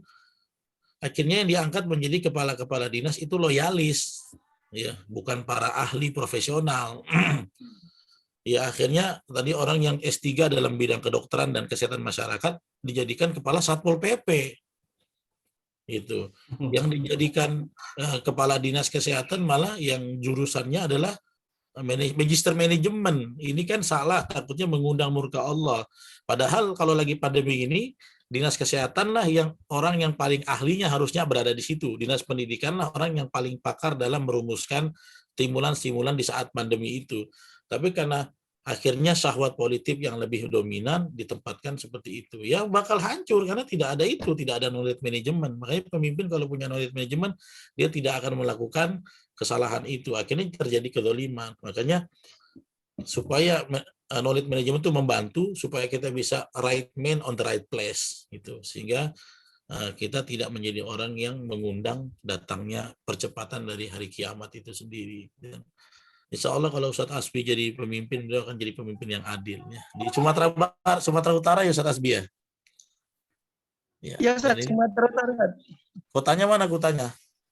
Anak Ustadz Padang Sidimpuan, Tapsel. Sidimpuan. Ya, baik. Dan mudah-mudahan sebelum kita lanjutkan sesi diskusi atau pemaparan dari Pak dosen kita, mudah-mudahan ada kebijakan yang paling kondusif buat teman-teman mahasiswa terkait UTS yang lagi pada galau, yang jauh-jauh lagi pada galau ini. Gimana kalau offline ya? Gitu. Aduh, ya, itu mudah-mudahan ada arahan yang betul-betul solutif buat kita semua. Kami kira itu Ustaz Saripudin, ini diskusinya panjang nih. Masya Allah, jazakumullah khairan Ustaz Riza. Saya kira cukup ya. Ya, kami kira cukup untuk diskusi ya. Kita sambil mengambil istifadah juga dari dosen kita. Oleh karena itu, waktu dan tempat kami serahkan ke beliau. Ya, tafadhol, silakan. Terima kasih Satib, Muhtaram, teman-teman semuanya. Suara saya jelas ya? Jelas. Saya mengikuti diskusinya juga menarik ya, juga belajar dari para asatid semua. Ya, kita memang zamannya saling belajar hari ini itu ya. Tidak bisa kita menganggap diri kita, saya udah dokter lebih tahu, belum tentu juga ya. Tapi intinya karena saya secara formal sebagai dokter dan dosen ya mau nggak mau saya memberikan sebuah memfasilitasi lah begitu kurang lebih.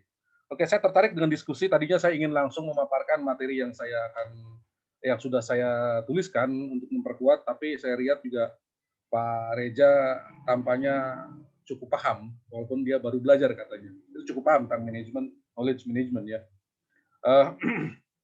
Saya tadi ingin menanggapi dulu perbincangan di para asatid tentang knowledge management yang ada di dunia Islam ya khususnya.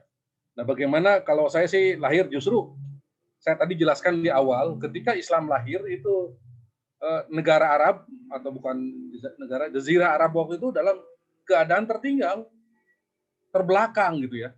Terbelakang dari segi apa ya? Dari segi pengetahuan, negara-negara sekitarnya itu Yunani dan Persia sudah cukup maju dan berkembang mungkin dalam sains dan teknologi ya. Tapi setelah Islam apa dideklarasikan oleh Rasulullah dengan di kota Madinah tersebut, Islam cukup dan itu waktunya cepat berkembang ya.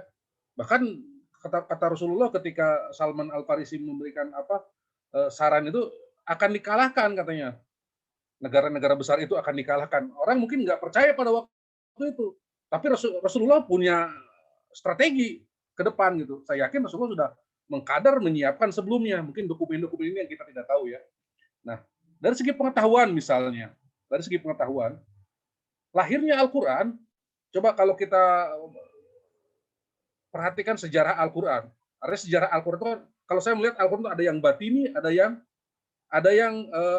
yang eksplisit, ada yang tasit ya. Mungkin tasitnya yaitu kalamullah ya. Jelas itu nggak ada hubungannya dengan sesuatu yang makhluk ya. Tapi ketika sudah menjadi eksplisit itu sudah jadi makhluk Al-Quran itu. Dan Al-Quran saya pernah lihat waktu itu di mana ya saya, bahwa Al-Quran yang asli itu tidak ada titik, koma, dan lain sebagainya. Apalagi kasroh, patah, dan lain sebagainya. Nah, dengan berkembangnya Al-Quran ternyata bisa ada rumusnya. Dirumuskanlah oleh Abu Aswad Ad-Duwali, Al-Quran menjadi sebuah pengetahuan yang kemudian berkembang menjadi beberapa turunan, bukan hanya puluhan, ratusan, mungkin ribuan ilmu yang lahir dari Al-Quran.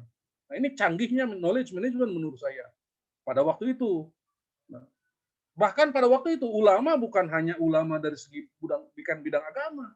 Kita kenal para ulama-ulama itu menguasai ilmu kimia, fisika, dokter bahkan sekalipun gitu. Saya yakin ini inspirasi Al-Quran. Ya dulu memang Islam tidak diajarkan tidak dibagi-bagi bahwa akhlak, akidah, fikih dan itu kan pembagian belakangan. Ilmu nahwu sorof itu belakangan setelah Rasulullah wafat. Ya. Tapi saya tidak yakin bahwa ini memang tidak yakin bahwa Rasulullah tidak mengetahui. Saya yakin Rasulullah sebelumnya sudah, cuma kan ininya berbeda-beda masanya. Masa perkembangan ilmu, masa perpecahan, masa terakhir adalah masa kalahnya umat Islam dari Barat dari segi perkembangan ilmu pengetahuan. Kapan? Nah, kalau kita perhatikan, kalahnya itu dari segi pertama itu ketika ditemukannya mesin cetak ya. Mesin cetak. Sehingga ilmu pengetahuan itu Barat bisa mencetak ilmu pengetahuan cukup banyak gitu. Dulu kan ulama itu mau menuliskan ilmu, ya harus rumus-rumus karena dia terbatas menulisnya. Begitu juga Quran kan, Quran ditulis tangan kan. Hanya berapa waktu itu kalau nggak salah ada berapa mushaf yang disebarkan? 7 mushaf ya di beberapa gitu ya. Dan itu perbedaan satu sama lain di cara baca, cara nulis itu masih terjadi perbedaan waktu itu. Walaupun Qurannya sama ya, Qurannya sama yang terakhir itu makanya disepakati gitu ya oleh di zaman Khalifah Utsman kalau tidak salah ya. Kalau saya agak sedikit ini mohon diingatkan ya, salah gitu. Kalau nggak salah pada Khalifah Utsman itu diseragamkan, kurang lebih begitu. Diseragamkan dan berhasil menurut saya, artinya Al-Quran sampai sekarang terjaga lah gitu kurang lebih. Walaupun mungkin ada 7 cara baca Quran, itu cara baca Quran ada 7 kalau nggak salah ya. Itu kan menunjukkan bahwa pengetahuan itu berkembang cukup luas, cukup bombastik menurut saya itu, bahkan cukup monumental gitu berkembangnya pengetahuan Islam. Cuman kalahnya ketika itu mesin cetak itu. Jadi ketika mereka menemukan mesin cetak, mencetak pengetahuan, kita masih mau belajar Islam itu harus ke gurunya langsung gitu. Mereka sudah menyebarkan tulisan-tulisan yang ya kalau disarah itu udah banyak karena gampang kan disebarkannya lebih cepat gitu. Konon katanya begitu.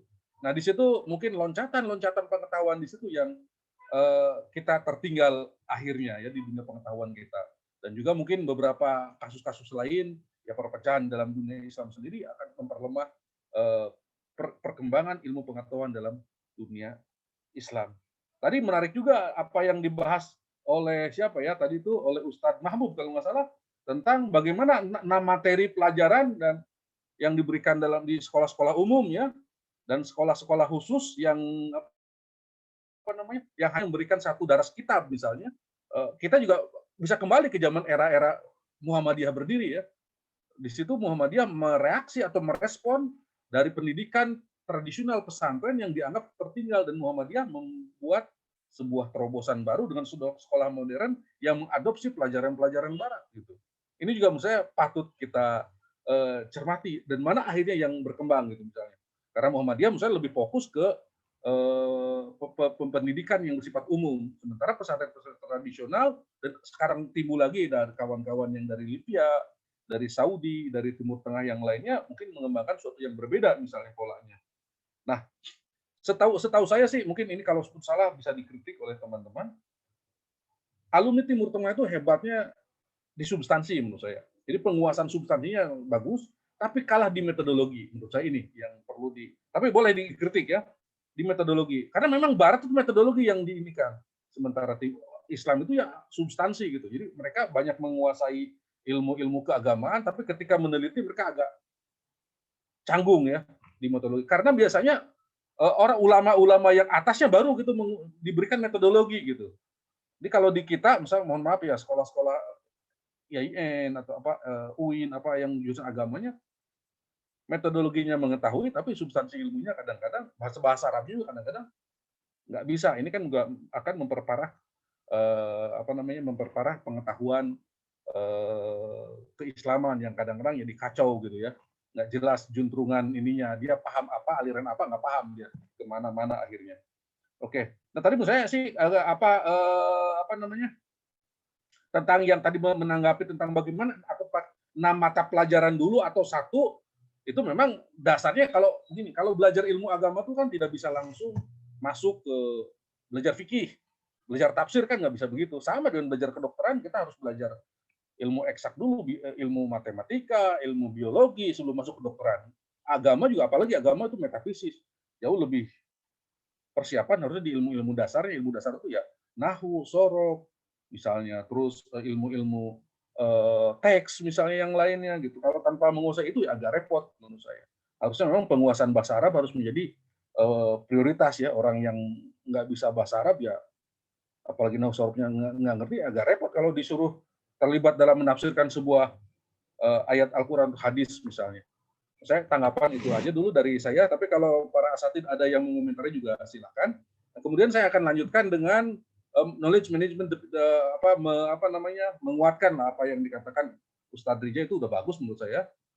Ini hanya menguatkan saja. Jadi knowledge management dalam ini slide 1 adalah metode yang dipakai oleh suatu organisasi ya untuk mengidentifikasi, ingat, satu, mengidentifikasi fungsi daripada knowledge management itu.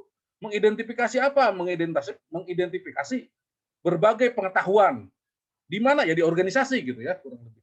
Kedua, menciptakan apa? Menciptakan atau mengkreativitaskan pengetahuan baru gitu ya. Pengetahuan baru, sehingga pengetahuan itu bisa menjelaskan dan bahkan bisa mendistribusikan pengetahuan. Nah, sekarang banyak caranya untuk mendistribusikan pengetahuan. Misalnya kita dakwah ini, ya kita dakwah NU, dakwah Muhammadiyah, bagaimana supaya pengetahuan itu diterima? Dia harus bisa mendistribusikan. Kira-kira dipahami nggak ini? Misalnya kalangan misalnya dari Libya juga, saya itu salah satu media untuk mendakwahkan mazhabnya, misalnya mazhabnya di Libya misalnya, atau misalnya mazhabnya yang Mesir misalnya. Itu dalam rangka mendakwahkan, mendistribusikan pengetahuan. Nah, kita harus lihat-lihat apa itu nanti pelanggannya yang kita akan menjadi target sasarannya, supaya kita bisa dipahami, dimengerti, diterima gitu kan. Ini harus ada adaptasi gitu ya. Mazhab apapun ya, nanti berperang berbagai mazhab itu nanti di situ, berbagai macam paham organisasi, baik Muhammadiyah, NU, mazhab, misalnya dari 4 mazhab tadi itu, Syafi'i, Maliki, Hambali, itu nanti mungkin di situ akan mendistribusikan pengetahuannya. Nah, digunakan untuk apa? Digunakan kembali untuk keberhasilan organisasi. Kalau kita organisasi, misalnya kalau kitanya Islam, berarti organisasi Islam misalnya. Kalau organisasi Muhammadiyah, bagaimana Muhammadiyah ini maju, bagaimana Muhammadiyah ini atau NU ini berkembang misalnya, untuk mencapai tujuan organisasi tersebut gitu ya. Kurang lebih itulah ya. Nanti alatnya atau melibatkan 3 faktor, orang, tadi itu proses dan teknologi, nanti itu dijelaskan berikutnya. Nah, untuk memperjelas saya di ini berikutnya di slide berikutnya saya rubah ya. Tadi karena saya mengikuti apa yang dipaparkan oleh Ustadz Reja, ya udah saya bagi dulu begini supaya gampangnya bahwa knowledge management itu adalah sebuah aset, sebuah harta ya. Kalau saya bagi harta itu pada 2, harta yang tangible dan harta intangible. Harta tangible itu harta yang memang tidak bisa harta yang nampak gitu. Harta yang nampak itu seperti bangunan, mesin, tanah, mobil dan lain sebagainya. Itu harta yang bisa kita itu gampang mengelolanya ya. Ada ukurannya, ada manajemennya, bagaimana mengelola supaya bangunan ini berfaedah gitu ya. Nah, kedua ada intangible. Intangible itu misalnya manusia. Manusia juga kan harus dikelola itu. Apanya? Pengetahuannya, cara kerjanya, sistem kerjanya, kebiasaan dan sebagainya. Ada SOP, pelayanan, brand gitu. Di sekolah juga ada pelayanan. Pelanggan juga harus dikelola itu. Ini kan perlu knowledge management gitu ya.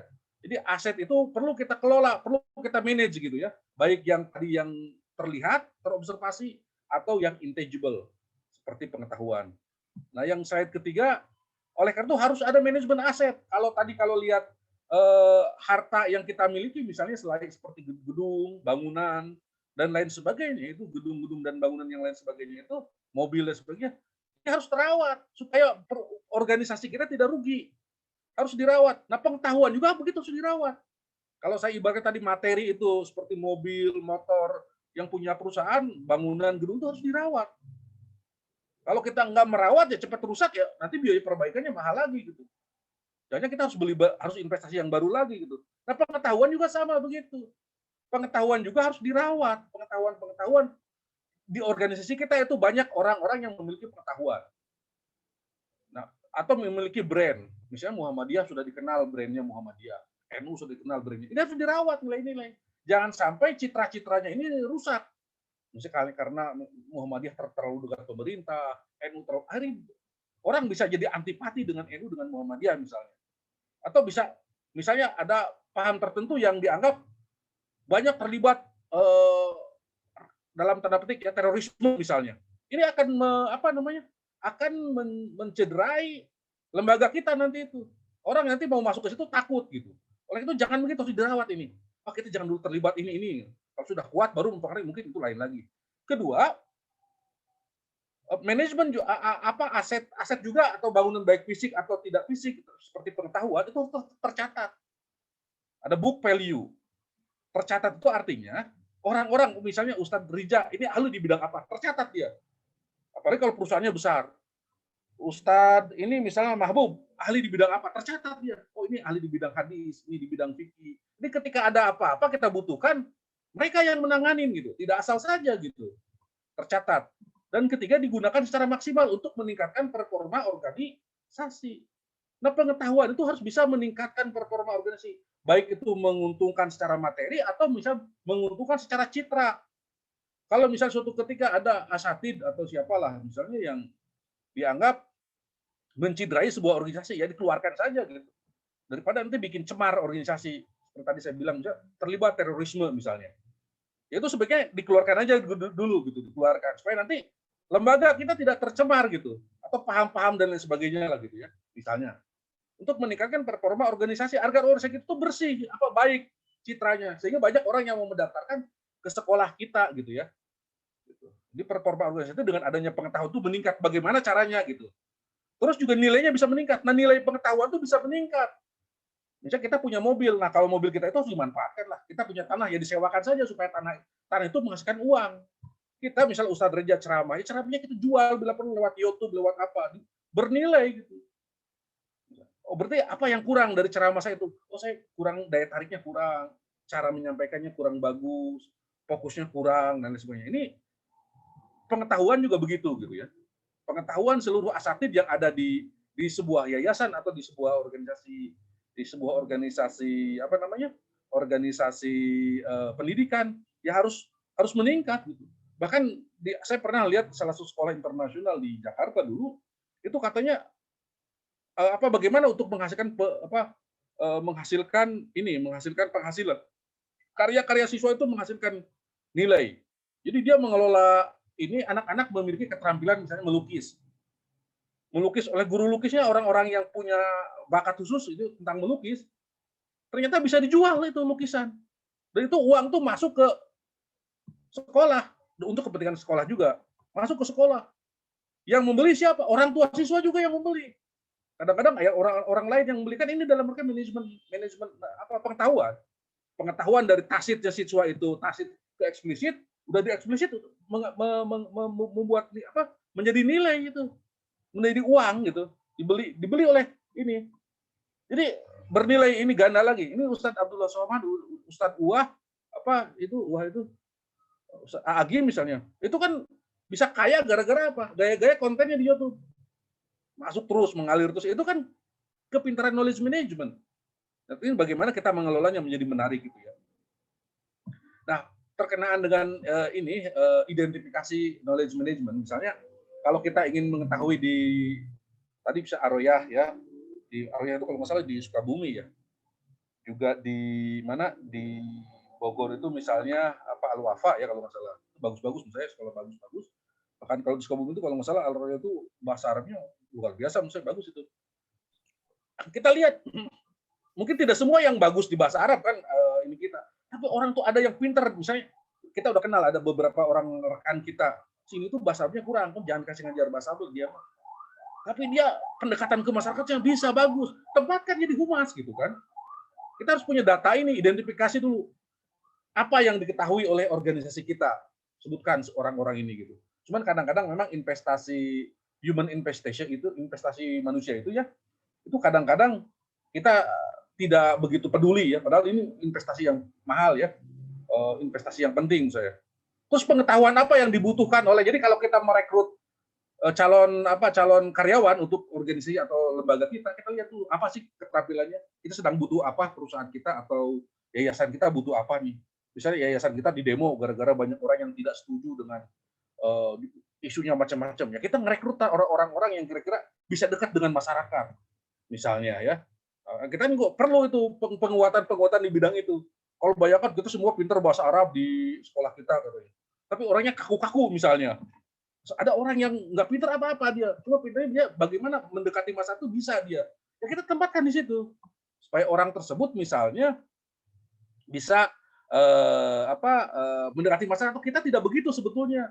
Cuman gaya komunikasi kita aja yang kaku. Kita bukan paham yang dipahami oleh kalian begini dan begitu. Masyarakat itu biasanya tradisional kan menilainya macam-macam gitu. Nah, ada orang yang kita bisa rekrut itu mungkin keahliannya di situ gitu misalnya. Nah, terus pengetahuan apa yang kritis? Ini kita di identifikasi knowledge management, kita misalnya udah tahu nih organisasi kita itu, wah kita itu kritis nih. Misalnya kalau di organisasi kita ada misalnya 10 orang, hafidnya ada hafidz 30 juz, ada 5 orang. Ini gajinya yang ini tuh, yang 5 orang ini rendah misalnya. Terus dia pindah ke tempat yang lain. Nah, kita berarti kritis dan 5 orang itu padahal yang kita rekrutin nanti itu menjadi hafidz dan hafizah misalnya. Sementara cuma 5 orang, kita naikkan aja gaji gitu.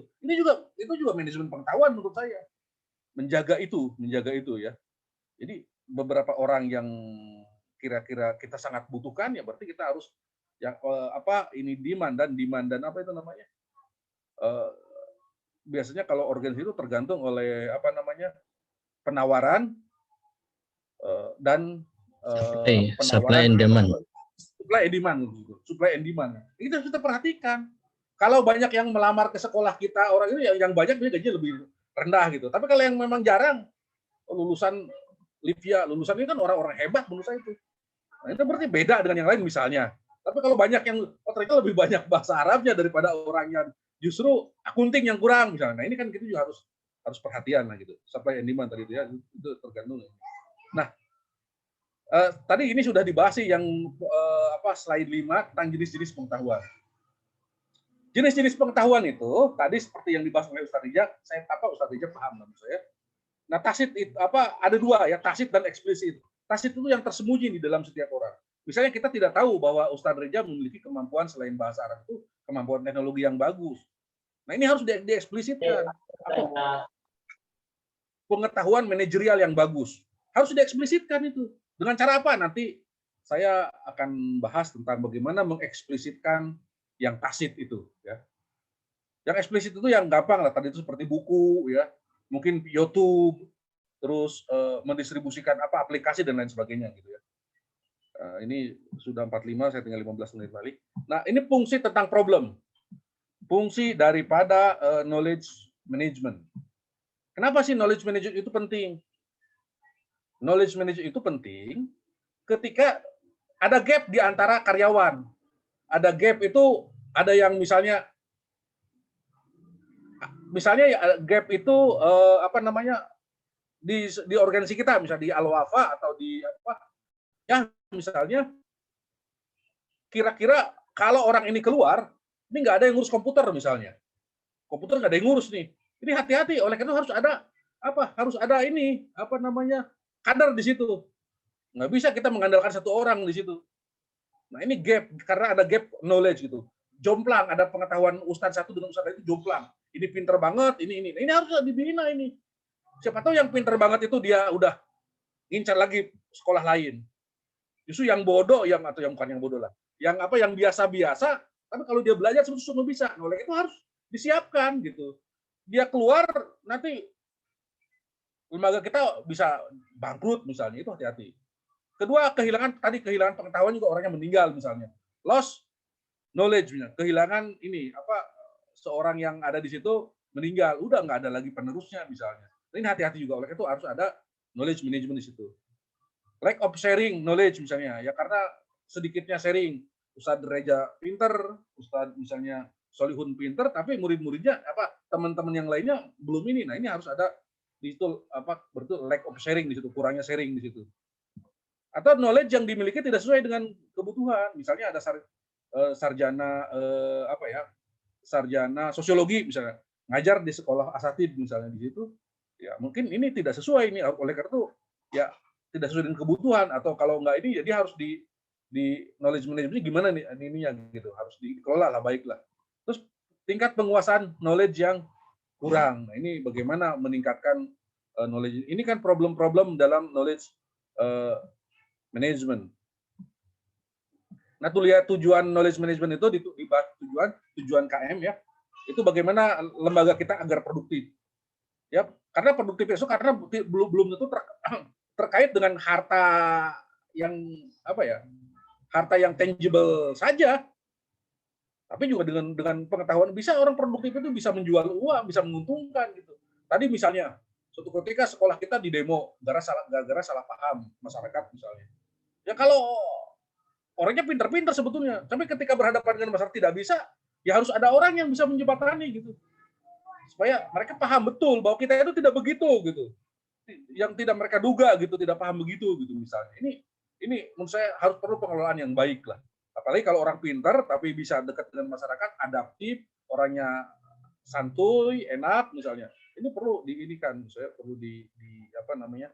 Dikaryakan lah begitu.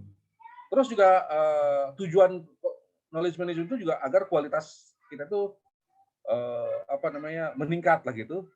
Oleh karena itu training-training di lembaga itu bisa harus ada. Bahkan saya pernah dengar ada sebuah ini manajemen pendidikan yang bagus katanya. Kalau ingin cari sekolah yang bagus, gampang katanya. Berapa kali guru di training? Ya, kalau lihat berapa kali guru training. Kalau nggak ada training guru, nah itu training guru nggak ada ya. Sekolah itu menunjukkan kualitasnya jelek, katanya begitu. Ketiga, tujuan knowledge management itu adalah profitabilitas. Bagaimana untung dengan mengetahui pengetahuan itu, untung, perusahaannya untung. Untung dari mulut ke mulut, misalnya kita dari mulut, bagaimana supaya arohnya itu lebih didengar oleh orang lain, misalnya. Tapi sih tanpa jadi dari mulut ke mulut itu kan knowledge management. Alumni dibekali ini, alumni dibekali ini. Kualitas alumni itu sudah menjadi ini juga menjadi apa? Menjadi kualitas alumni itu menjadi market tersendiri. Dia sebagai marketing, sebagai salesman sendiri itu. Walaupun dia tidak mensaleskan atau tidak memasarkan sekolah Aroyah misalnya. Gitu. Tapi kan secara tidak langsung memberikan keuntungan siswa-siswa tersebut. Dan terakhir, tujuan knowledge management itu agar perusahaan kita, lembaga kita itu tumbuh dan berkembang ya. Nah, ini yang poin ini. Nah, sekarang bagaimana sih Pak knowledge management itu? Tadi seperti yang dikatakan oleh Ustadz siapa? Ustadz Mahbub ya. Ustadz Reza mengatakan bahwa katanya knowledge management itu ada yang tacit. Nah, itu bagaimana? Nah, si Nonaka dan Tekauchi menjelaskan bahwa ada 4 tahapan bagaimana knowledge management itu dilakukan di dalam sebuah perusahaan. Bagaimana knowledge management itu dilakukan oleh lembaga-lembaga kita. Ya, misalnya nomor 1 peer sharing kata. Jadi guru-guru itu sebelum masuk misalnya supaya kelihatan ilmunya itu tersebar ke guru-guru yang lain, ya ada kan sharing sebelum masuk ke sekolah misalnya, guru wajib sharing. Jadi tacit kan kalau nggak tahu kita kepintaran guru, keahlian guru tuh nggak tahu kalau kita guru tidak diberikan waktu untuk sharing saja. Misalnya saya pernah di sekolah saya kan nggak ngerti misalnya teknologi. Ada orang yang dulu lulusan itu sharing tentang teknologi, ada metode-metode apa itu, Scratch kalau nggak salah. Bagaimana mengajar anak dengan metode Scratch misalnya, metode teknologi yang Scratch itu. Saya kaget juga, nggak bisa nih saya model begini gitu. Mereka mengajarkan itu metode apa, Scratch, Scratch ada yang baru katanya. Ini kita tahu kan guru yang lain. Nah, guru yang lain tidak tahu tentang fisika kimia. Mereka menjelaskan kimia fisika. Saya jadi tahu tentang logam apa segala macam gitu ya. Jadi kita itu dikayakan oleh guru-guru yang lain. Karena pada prinsipnya sekolah yang maju itu gurunya pembelajar. Kalau tidak jadi pembelajar, ya jangan jadi guru.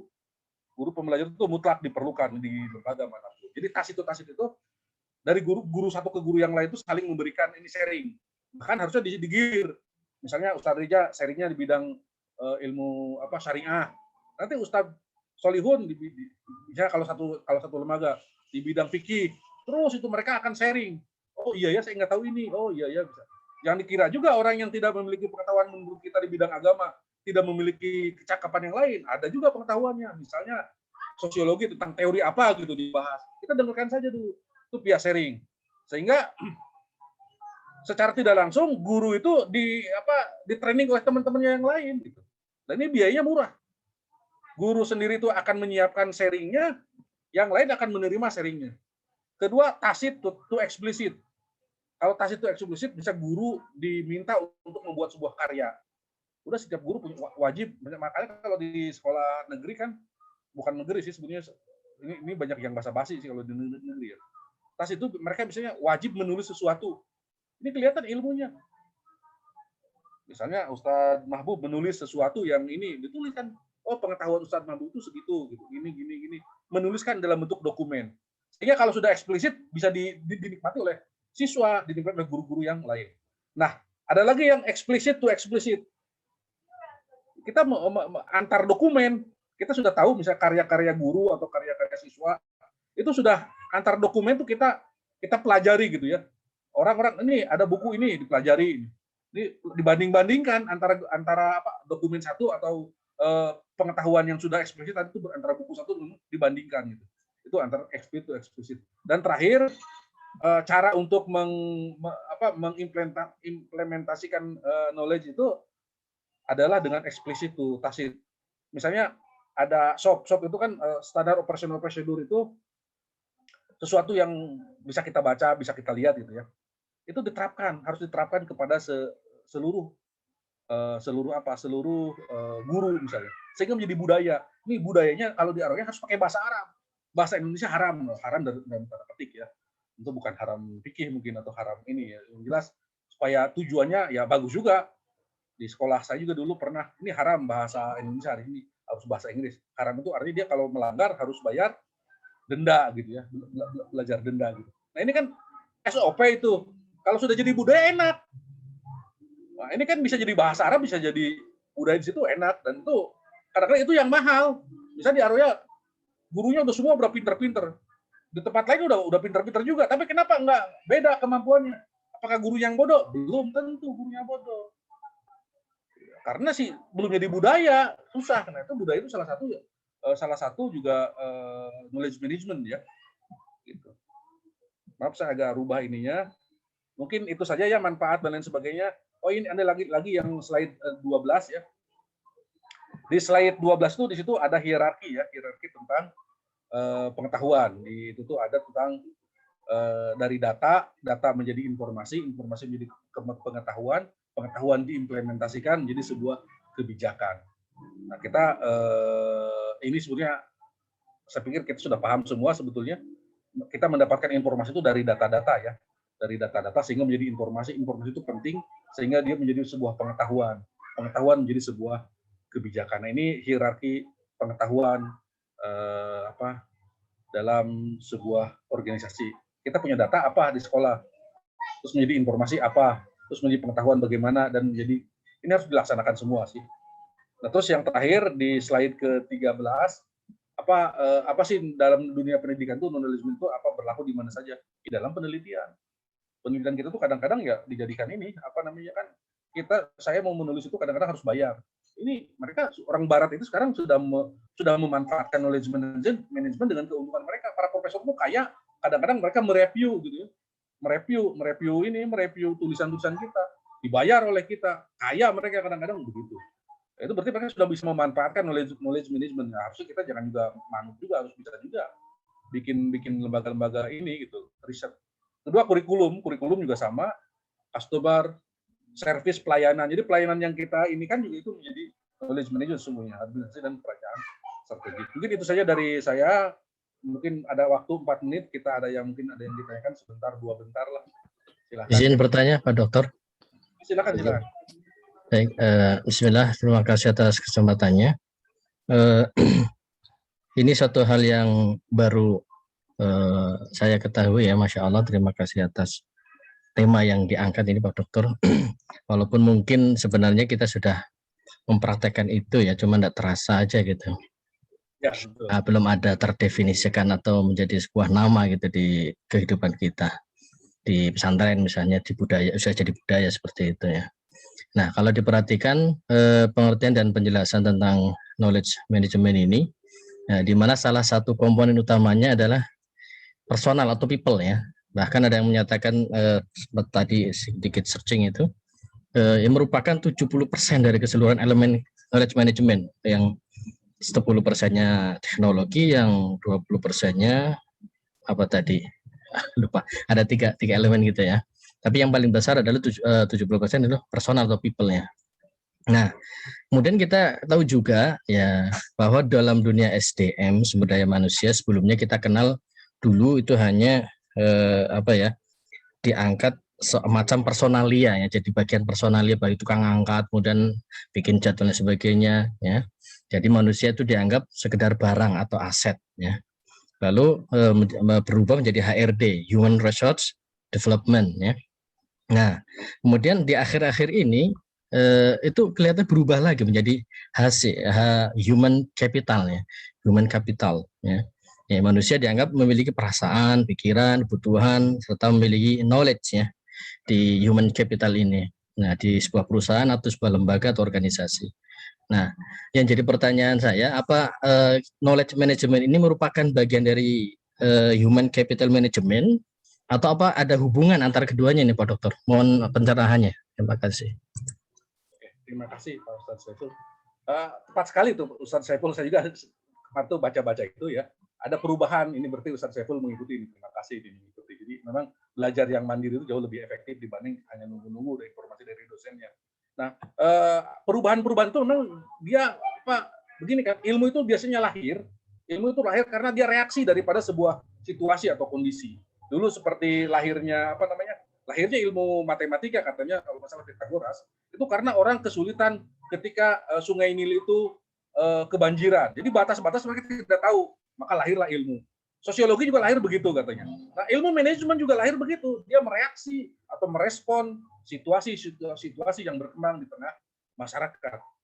Dulu memang pernah di zaman tertentu, misalnya di zaman di era revolusi industri, manusia itu udah seperti barang aja dianggap itu. Tapi sekarang kan lebih manusiawi lagi sekarang, dihargai bahwa manusia itu sekarang tuh harus enjoy loh. Kalau tempat kerja itu harus enjoy, sekarang harus nyaman. Apalagi di dalam manajemen yang baru ini sekarang, guru itu bukan sebagai sebagai subjek, dia sebagai juga stakeholder. Artinya dia sebagai pelanggan pendidikan juga yang harus diperlakukan baik oleh oleh yayasan.